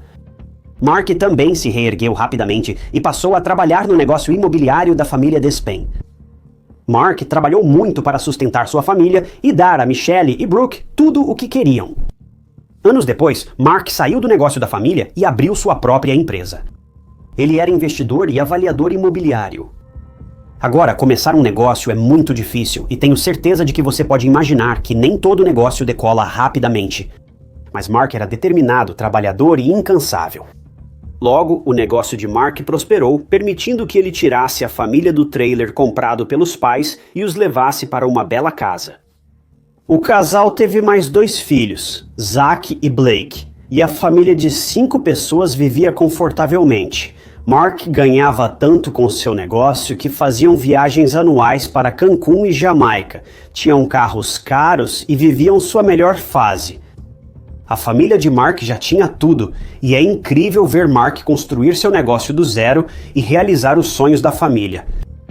Michelle trabalhava com Mark no departamento de contabilidade, pois não era um setor agitado. Ela também conseguiu emprego em um banco local para se ocupar. Mark, Michelle e seus 3 filhos viviam o sonho, tinham um relacionamento amoroso, eram próximos e financeiramente estáveis. Mas tudo mudou em agosto de 2011, quando as coisas nunca mais foram as mesmas. Em 24 de agosto de 2011, uma quarta-feira comum mudou. Michelle trabalhava no banco e Mark estava em seu escritório. Como chefe, Mark podia sair do trabalho para resolver assuntos em casa sem dificuldades. Então, por volta da 1 da tarde, Michelle mandou uma mensagem para Mark para almoçar com ele perto do local de trabalho. Imagens de câmeras de segurança mostraram Mark e Michelle em um restaurante jantando, e eles até foram tomar sorvete depois. Michelle voltou ao trabalho e Mark tinha algo para fazer em casa, então ele foi para a casa deles, nos bairros tranquilos e pacíficos de Jonesboro, Arkansas. Por volta das 3 da tarde, Michelle pediu para sair do trabalho por um tempo, porque precisava voltar para casa e pegar algumas contas que deveriam ser pagas naquele dia. Então, Michelle dirigiu até a casa da família, mas imediatamente percebeu algo estranho. A porta da frente da casa estava destrancada. Isso fez o medo se instalar na mente de Michelle, mas ela entrou mesmo assim. Michelle pensou que talvez Mark estivesse fazendo algum trabalho do lado de fora e estivesse entrando e saindo da casa, e por isso deixou a porta destrancada. Mas assim que ela colocou os pés dentro de casa, tudo estava uma bagunça. Gavetas estavam abertas e reviradas, roupas jogadas por toda parte, e não era preciso ser um gênio para perceber que a casa havia sido saqueada. Ela foi de cômodo em cômodo chamando pelo nome de Mark, e assim que entrou na cozinha, fez uma descoberta aterrorizante. Mark Despain, de 34 anos, estava no chão, imóvel e frio. Michelle sacudiu o marido e o chamou, mas ele não respondeu. Um pote de sorvete aberto estava na bancada, e parecia que Mark estava apenas fazendo suas coisas na cozinha e ia pegar algo para comer quando foi tragicamente atacado. Michelle se levantou e fugiu, ligando para o 91 em seu telefone. Uma Michelle angustiada disse ao operador que seu marido havia sido assassinado e que ela tinha medo de que o agressor ainda estivesse dentro da casa. Por isso ela saiu correndo. Pouco depois, polícia e emergência invadiram a casa abandonada e isolaram a cena. Quando os investigadores entraram na cozinha, o que viram foi, no mínimo, horrível. Mark foi atacado com uma arma de fogo a queima-roupa e ficou claro que ele perdeu a vida instantaneamente. Mas algo mais chamou muito a atenção dos detetives, mesmo que o local parecesse ter sido revirado. Nada de valor foi levado. Dinheiro, joias, eletrônicos e até cartões de crédito e débito ainda estavam lá. Então, os investigadores tiveram uma sensação perturbadora de que alguém havia atacado Mark intencionalmente e propositalmente fez parecer um assalto que deu errado. Mas quem teria feito isso? Teria sido algum problema no trabalho que acabou levando ao assassinato? Foi alguém aleatório? A polícia tinha várias perguntas, mas nenhuma pista ou resposta. O corpo de Mark foi levado e sua família notificada sobre o ocorrido. Quando Jack e Tana, os pais de Mark, souberam do falecimento de Mark, eles ficaram surpresos e não acreditaram no que ouviram. O filho deles, que estava indo tão bem na vida, agora se foi. Todo pai teme ouvir isso, mas para os pais de Mark era o pior pesadelo virando realidade. Para encontrar a pessoa por trás do ataque fatal a Mark, os investigadores perguntaram para muitas pessoas ao redor, incluindo vizinhos, possíveis testemunhas e até mesmo Michelle, a viúva de Mark. Ela foi chamada para um interrogatório para que os detetives soubessem o que Mark fazia naquele dia.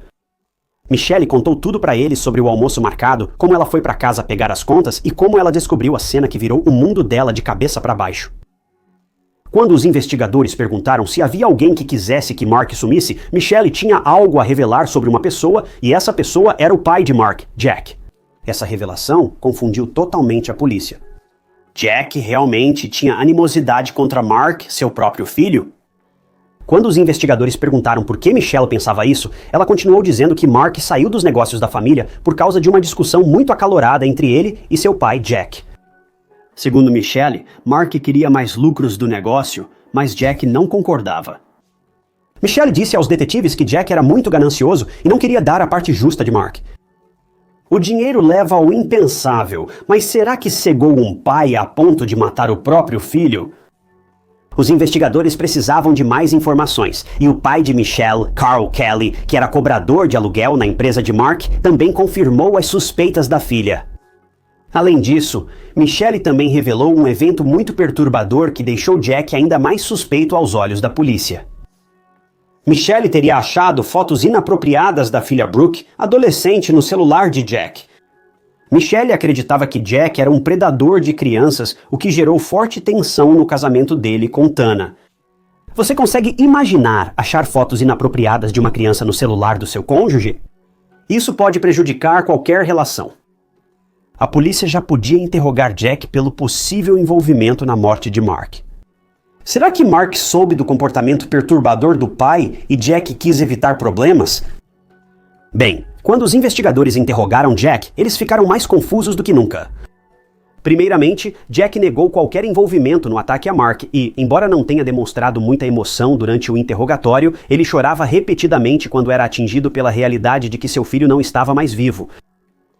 Ao ser questionado sobre as fotos de Brooke em seu telefone, Jack revelou aos investigadores algo que Michelle havia omitido. Veja, Brooke estava em um relacionamento com um garoto na época em que aquelas fotos foram tiradas, e eram eles que trocavam as fotos explícitas em um aplicativo de bate-papo para adultos. Jack foi apenas quem encontrou Brooke usando esse aplicativo, e em um momento de medo e pânico, Brooke acusou Jack de ter as fotos dela em seu telefone. Nenhuma acusação de abuso infantil foi feita contra Jack, e parecia que Michelle ou não sabia toda a história, ou preferia acreditar na filha em vez do sogro, o que é compreensível. Após checarem o álibi de Jack, ele deixou de ser suspeito. Quando os detetives perguntaram a Jack sobre o ataque a Mark, ele revelou informações muito incriminadoras. Jack e Tana tinham certeza, sem sombra de dúvida, de que a pessoa por trás do ataque a Mark era ninguém menos que sua própria esposa, Michelle.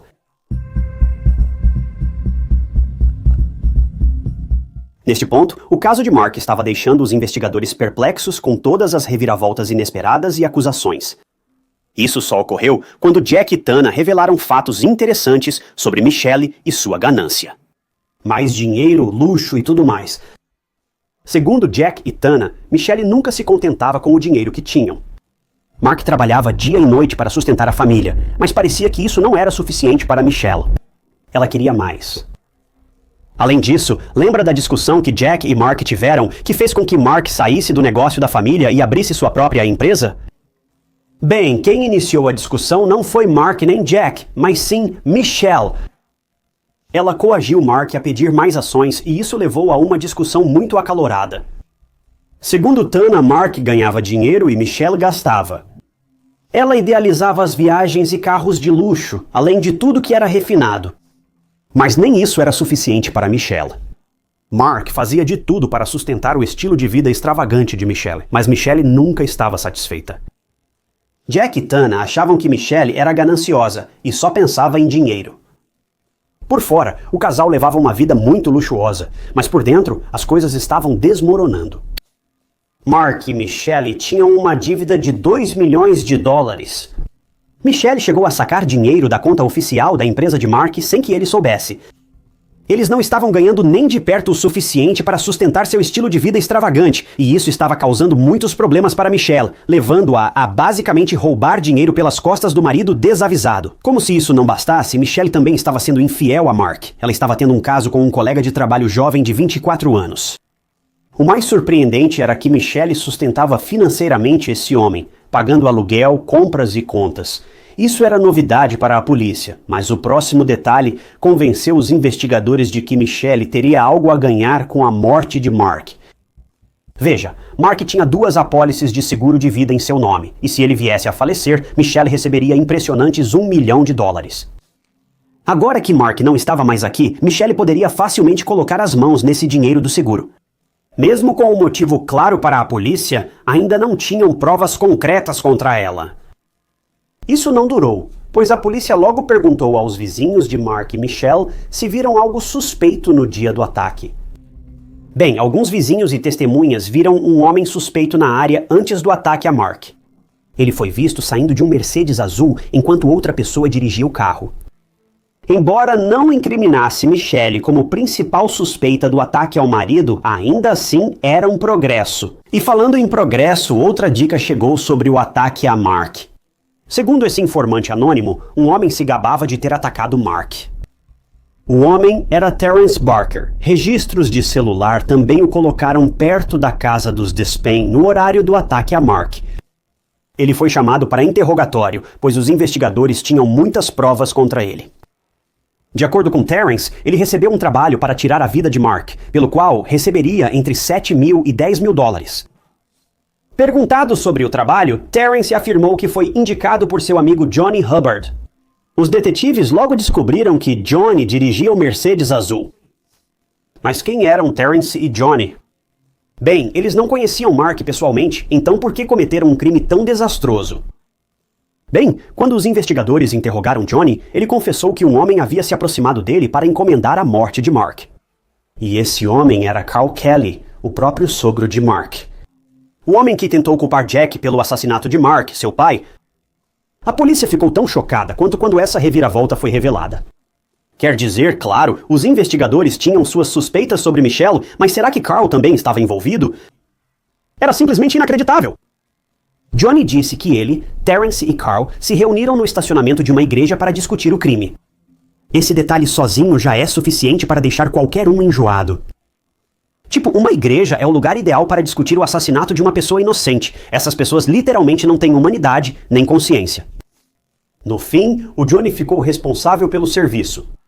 Mas depois ele passou a tarefa para o Terence, e o Johnny seria apenas o motorista de fuga. O Carl chegou ao ponto de fornecer a arma que seria usada para atacar o Mark e no fim tirar a vida dele. Johnny e Terence nem conheciam Mark. Ele era um estranho e aceitaram o plano de Carl só para ganhar dinheiro extra. Essa informação surpreendeu os detetives. Pense nisso. A vida desse homem valia apenas 7 mil dólares. Hoje em dia, você nem consegue comprar um carro decente com essa quantia de dinheiro, mas eles estavam dispostos a matar por isso. Mas os detetives ainda questionavam onde Michelle se encaixava nisso. Bem, Michelle era a mente por trás desse plano maligno.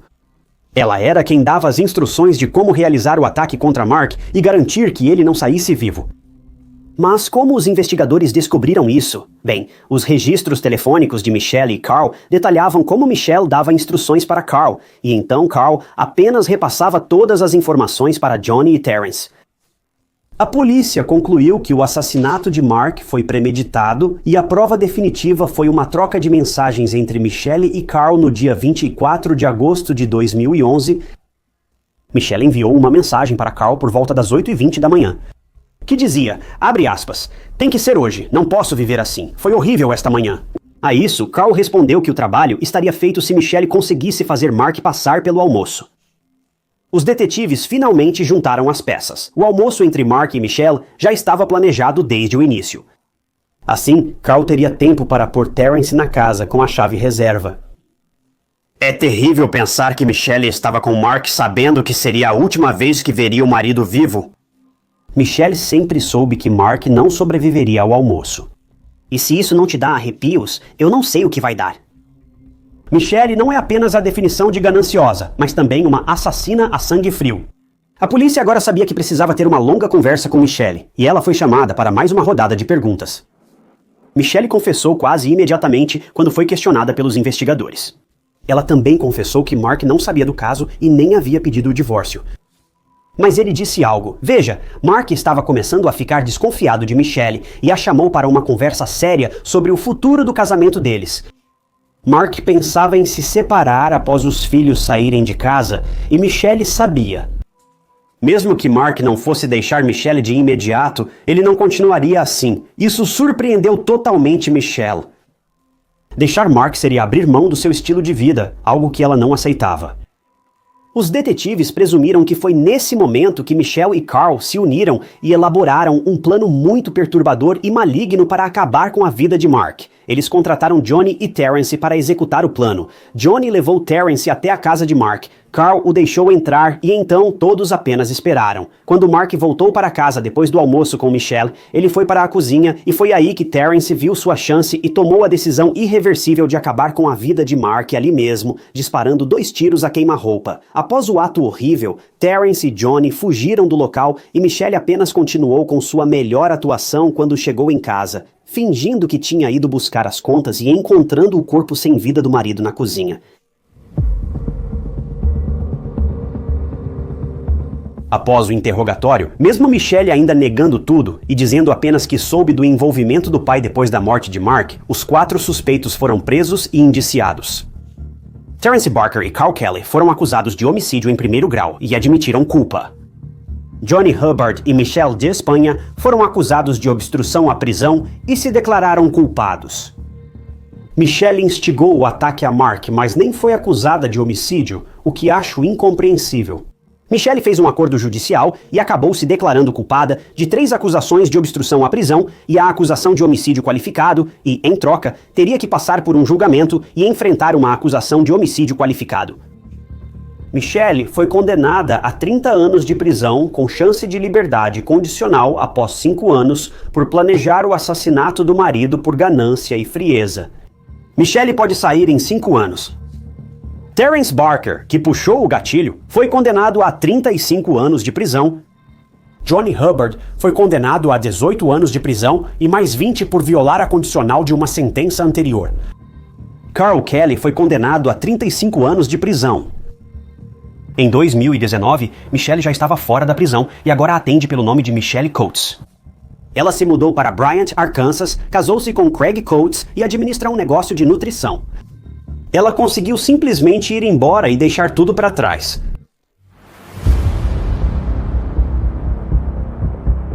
A mudança pode ser positiva para alguns, mas o novo mundo dos pais e entes de Mark, após sua perda precoce, não era o que Jack e Tana esperavam. Tana sente falta do filho diariamente, sendo uma mulher a quem Mark amava e se dedicou.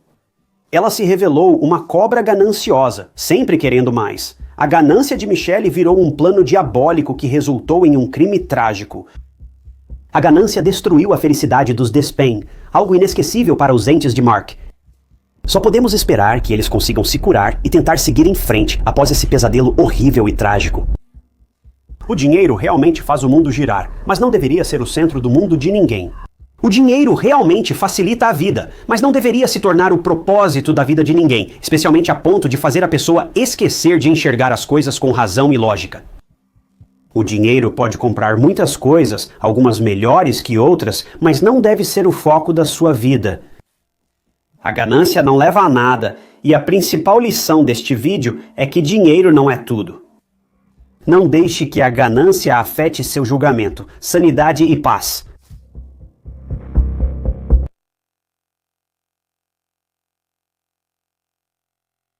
Quando você descobre que está esperando um filho, esse deveria ser um dos momentos mais felizes da sua vida, e Britney Eldridge não foi exceção. Ela ficou nas nuvens quando descobriu que estava grávida. Já tinha começado a escolher nomes, cores para o quarto, roupas, tudo isso, mas Britney nunca poderia imaginar que não viveria o suficiente para conhecer seu novo pacotinho de alegria. No caso de Britney Eldridge, não uma, mas 2 vidas inocentes foram tiradas. O mais doloroso é que a polícia já sabia e tinha certeza de quem era o autor do crime. Mas conseguir provas contra essa pessoa se mostrou incrivelmente difícil e os resultados da investigação, bem, não eram nem de longe o que a família de Britney esperava. O caso de Britney Eldridge é trágico e confuso, mostrando como as evidências são cruciais e um erro pode desviar toda a investigação.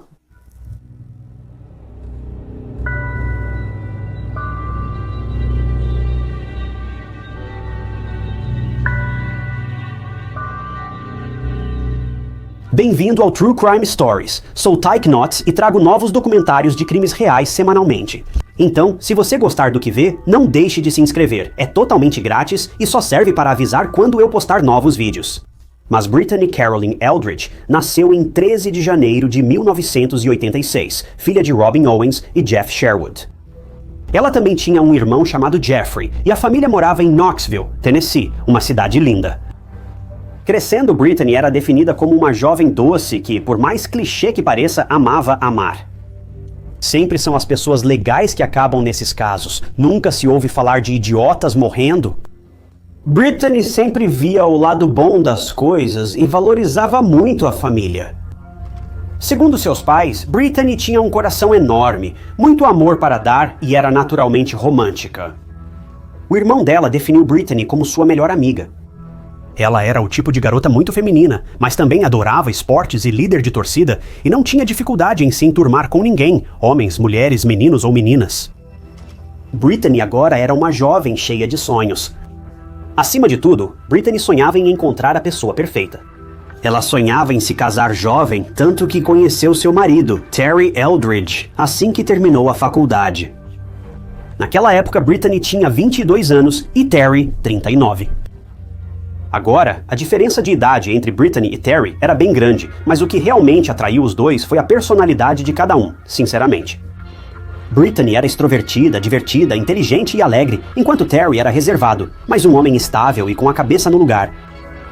Eram opostos em vários pontos, mas isso não importava para Brittany. Na verdade, alguns dos melhores casamentos acabam sendo entre duas pessoas que são incrivelmente diferentes. Isso meio que faz de vocês o pacote completo quando estão juntos.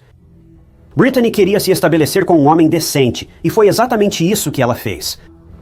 O casal se casou depois de apenas alguns meses de namoro, e a vida estava indo bem. A crise no casamento de Brittany começou quando discordaram sobre ter filhos. Brittany nasceu para ser mãe, e seu maior desejo era experimentar a maternidade. Mas Terry não queria filhos. Brittany sabia disso desde o início, e inicialmente ela estava bem com isso. Por isso, o casal seguiu em frente e se casou. Mas algo estava faltando na vida dela, e ao perceber que Terry não mudava sua decisão inicial de não querer filhos, bem, é seguro dizer que isso incomodava muito Brittany. Além disso, o casal estava rapidamente se distanciando. Seus horários de trabalho quase sempre se chocavam, provavelmente por isso Terry não queria começar uma família, o que é compreensível. Na época, Brittany trabalhava na Vanderbilt Mortgage and Finance, e Terry era caminhoneiro, com turnos longos e imprevisíveis. O casamento deles não era perfeito, mas nada grave acontecia. O casal estava simplesmente em um momento da vida em que a distância acabava com a felicidade deles. Terry e Brittany estavam casados há 3 anos e, apesar da fase difícil, ainda não haviam desistido do casamento. Isso foi até que outra pessoa entrou na vida de Brittany, e essa pessoa era seu colega de trabalho, Norman Clark. Norman Clark era um homem de cerca de 20 e poucos anos e, desde garoto, sonhava em se tornar um jogador de basquete e ser selecionado para a NBA. Ele era visto como normal, mas muito carismático.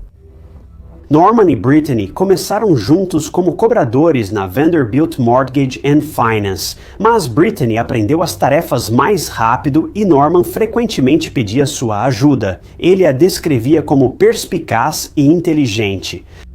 De acordo com Norman, as coisas eram platônicas e amigáveis no começo, e ele não via nada em Brittany a princípio, realmente só conversava com ela para aprender mais sobre o trabalho deles. Mas à medida que começaram a passar cada vez mais tempo juntos, Norman e Brittany criaram uma conexão instantânea e simplesmente se deram bem. Mas havia um problema: 25 anos era casada naquela época. No entanto, apenas 8 meses depois, as coisas mudariam.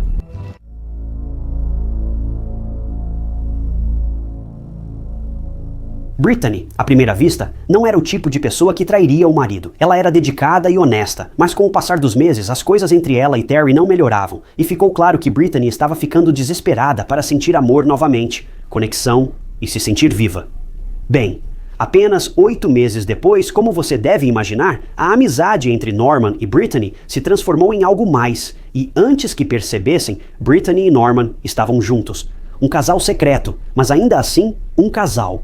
Norman sabia do casamento de Brittany, e os dois decidiram manter o caso em segredo. Eles só se encontravam fora do trabalho e se comunicavam secretamente. Mas as coisas não ficaram em segredo para sempre, e logo, em fevereiro de 2011, Terry descobriu a infidelidade de Brittany. Ele ficou arrasado e muito magoado com isso, com toda razão, e foi então que o casal decidiu se separar. Brittany saiu da casa que dividia com Terry e alugou um apartamento no condomínio Cross Creek, na Western Avenue, em Knoxville. Tennessee. Enquanto isso, Terry iniciou o processo de divórcio. Agora que o caso estava exposto, Norman e Brittany passaram a se ver cada vez mais, até que as coisas mudaram novamente.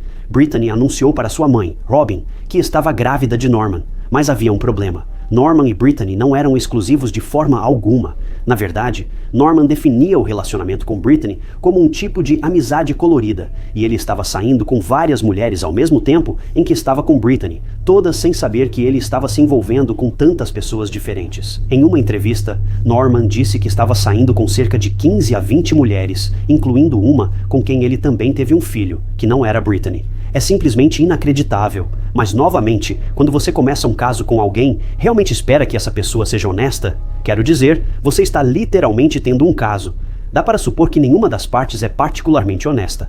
Mas, de qualquer forma, Brittany não fazia ideia de todas as mulheres com quem Norman estava se relacionando, e quando ela revelou a gravidez para Norman, em uma reviravolta surpreendente, ele ficou incrivelmente animado. Veja, mesmo que Norman fosse um pouco escorregadio, para dizer o mínimo, e não exatamente o tipo de homem com quem você gostaria de se estabelecer tão cedo, ele ainda assim adorava ser pai e era responsável nesse aspecto. Norman apoiava financeiramente seu filho e também parece ter desempenhado um papel ativo na vida da criança. Ele queria repetir isso com Brittany e o filho. Ele só não queria dedicar a vida dele a ela para sempre. O filho dela está bem, ela nem tanto. A gravidez ocorreu normalmente e logo Brittany se divorciou oficialmente de Terry. Norman e Brittany mantiveram as consultas de rotina, com Norman sempre apoiando Brittany. E o casal até deu nome ao filho, que era um menino, Ezequiel ou Zeke. As coisas estavam indo bem para Brittany na maior parte do tempo. Ela finalmente estava prestes a dar à luz seu bebê e estava a um passo de experimentar a maternidade em sua melhor forma. Mas tudo mudaria de forma repentina e trágica, dando início a uma jornada confusa e surpreendente para os entes queridos de Brittany.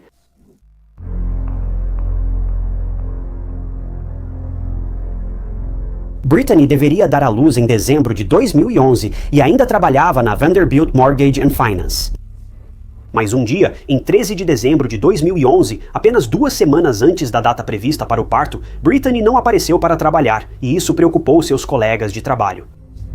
Primeiro, Brittany nunca tiraria um dia de folga sem avisar com antecedência. Mas se ela tivesse feito isso, então talvez significasse que algo estava errado, porque ela já estava quase no final da gestação, e seus colegas de trabalho temiam que ela pudesse precisar de ajuda. Uma colega de trabalho e amiga de Brittany, a única que sabia do caso com Norman, foi à casa dele avisar sobre sua ausência e sugeriu que ele ligasse para a mãe de Brittany, Robin, para saber se estava tudo bem. Norman ligou para Robin e perguntou se ela viu Brittany. Isso deixou Robin ansiosa, então ela foi ao apartamento de Brittany para ver como ela estava.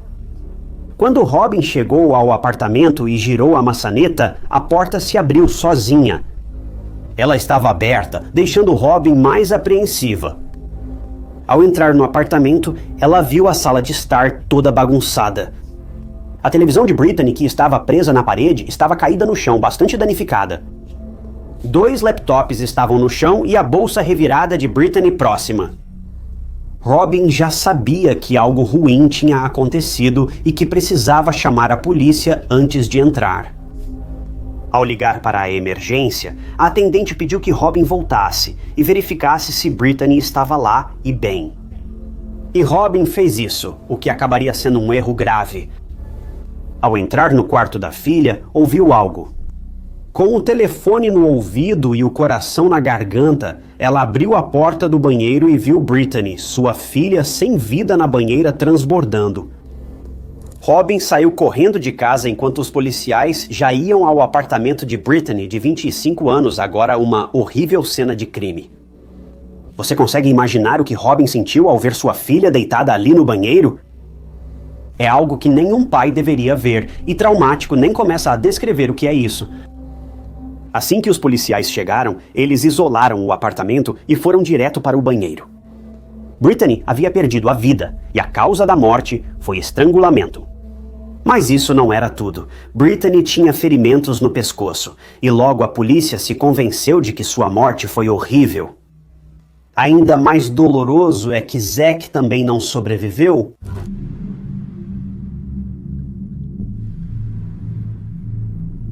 A polícia levou o corpo de Brittany para autópsia e exame forense, buscando pistas sobre o assassino dela e do bebê.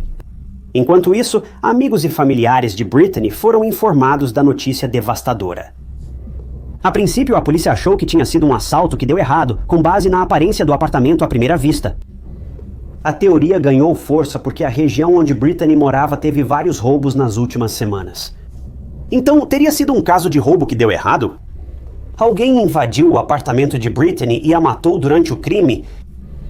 Quando a polícia fez uma busca mais minuciosa, encontraram nenhum sinal de arrombamento na casa e, surpreendentemente, nenhum objeto de valor foi levado, incluindo o cartão de débito de Brittany, que estava com a senha anexada.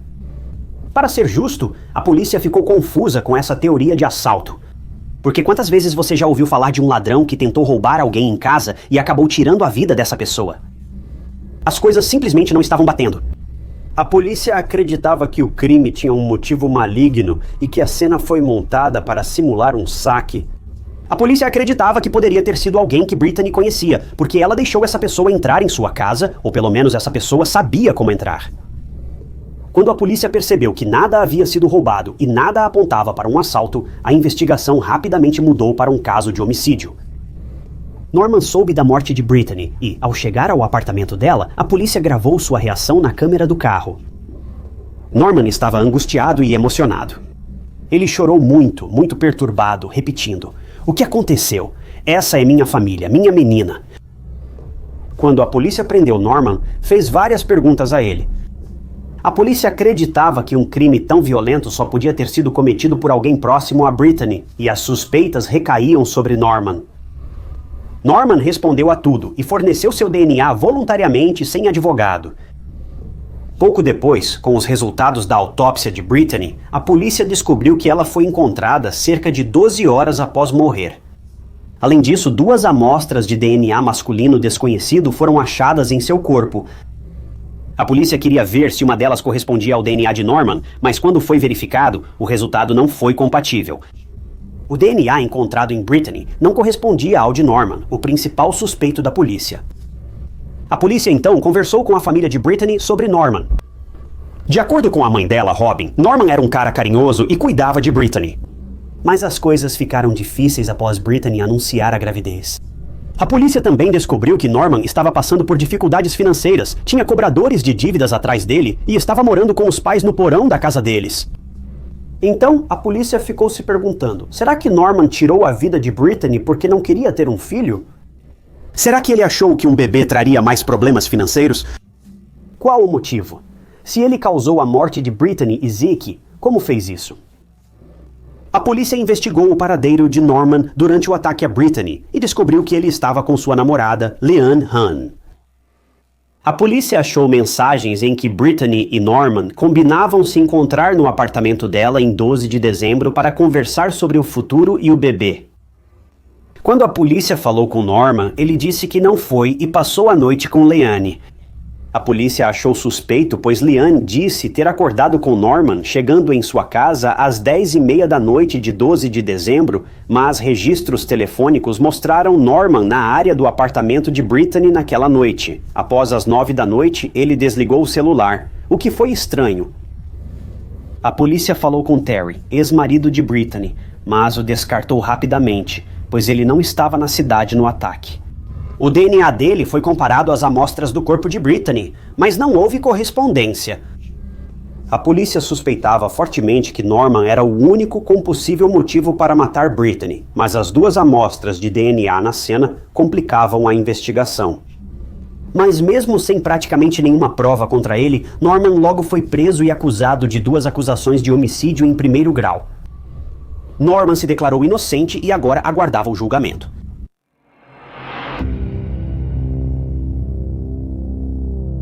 O julgamento de Norman Clark foi intenso, não só porque havia muito em jogo, mas também porque não houve apenas um julgamento, mas 2.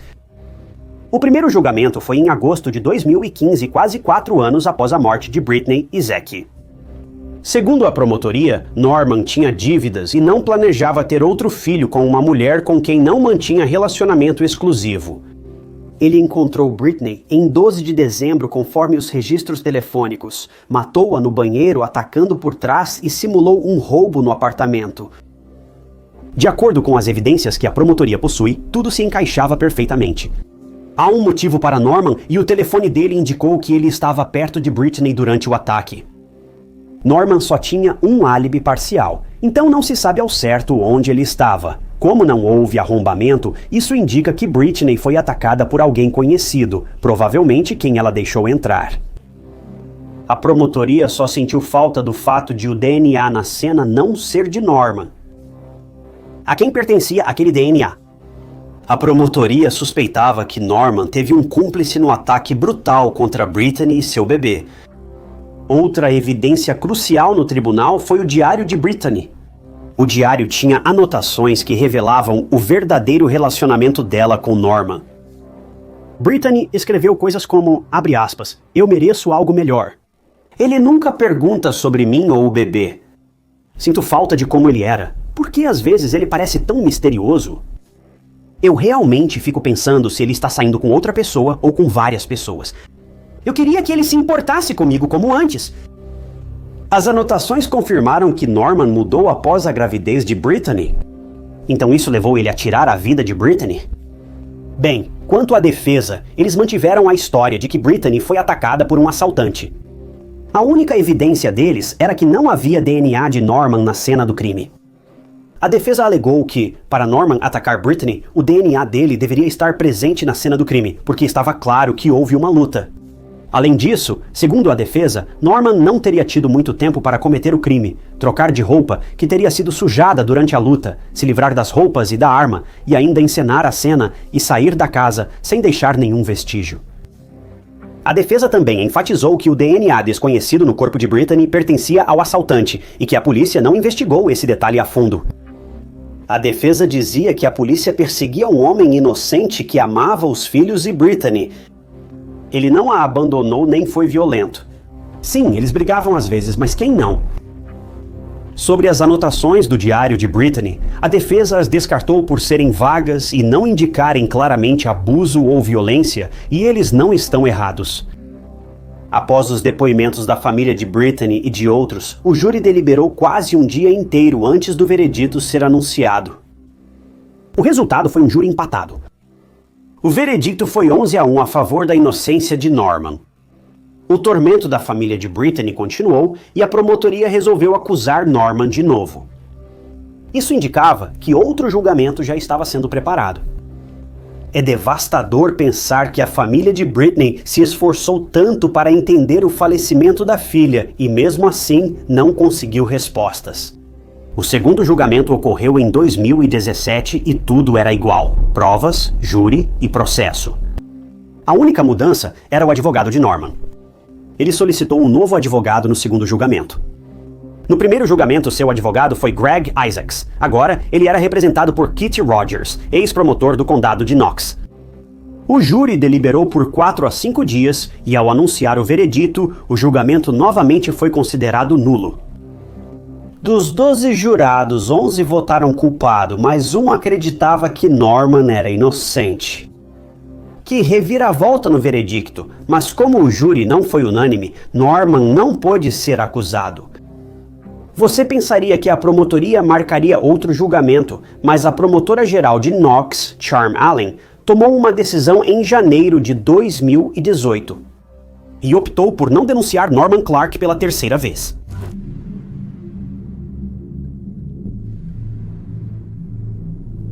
O assassinato de Britney Eldridge continua aberto a novas evidências. Se o Estado achar provas mais fortes contra Norman, ele pode ser julgado de novo. Norman ainda não foi julgado novamente e segue livre. O caso de Britney permanece sem solução. O funeral de Britney e Zeke ocorreu em 21 de dezembro de 2011 na igreja que ela frequentava e foi um dia devastador para todos. A família de Britney sabia o quanto ela queria ser mãe, mas sua vida foi interrompida cedo demais. De forma muito abrupta, nem mesmo poupando seu filho que ainda não havia nascido. A comunidade de Knoxville esteve ao lado da família de Britney em cada passo do caminho, tornando essa grande perda pelo menos um pouco mais suportável.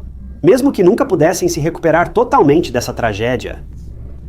Esse caso é confuso e não tem um final satisfatório, pois ninguém foi acusado ou punido pelo que fizeram com Brittany e seu bebê ainda não nascido. Embora Norman fosse o principal suspeito, a justiça o considerou inocente por enquanto. Se ele causou a morte de Brittany, parece que escapou, mas quem pode afirmar isso com certeza? Não sabemos quem fez isso com Brittany, uma mulher que só queria ser amada e dar amor ao filho.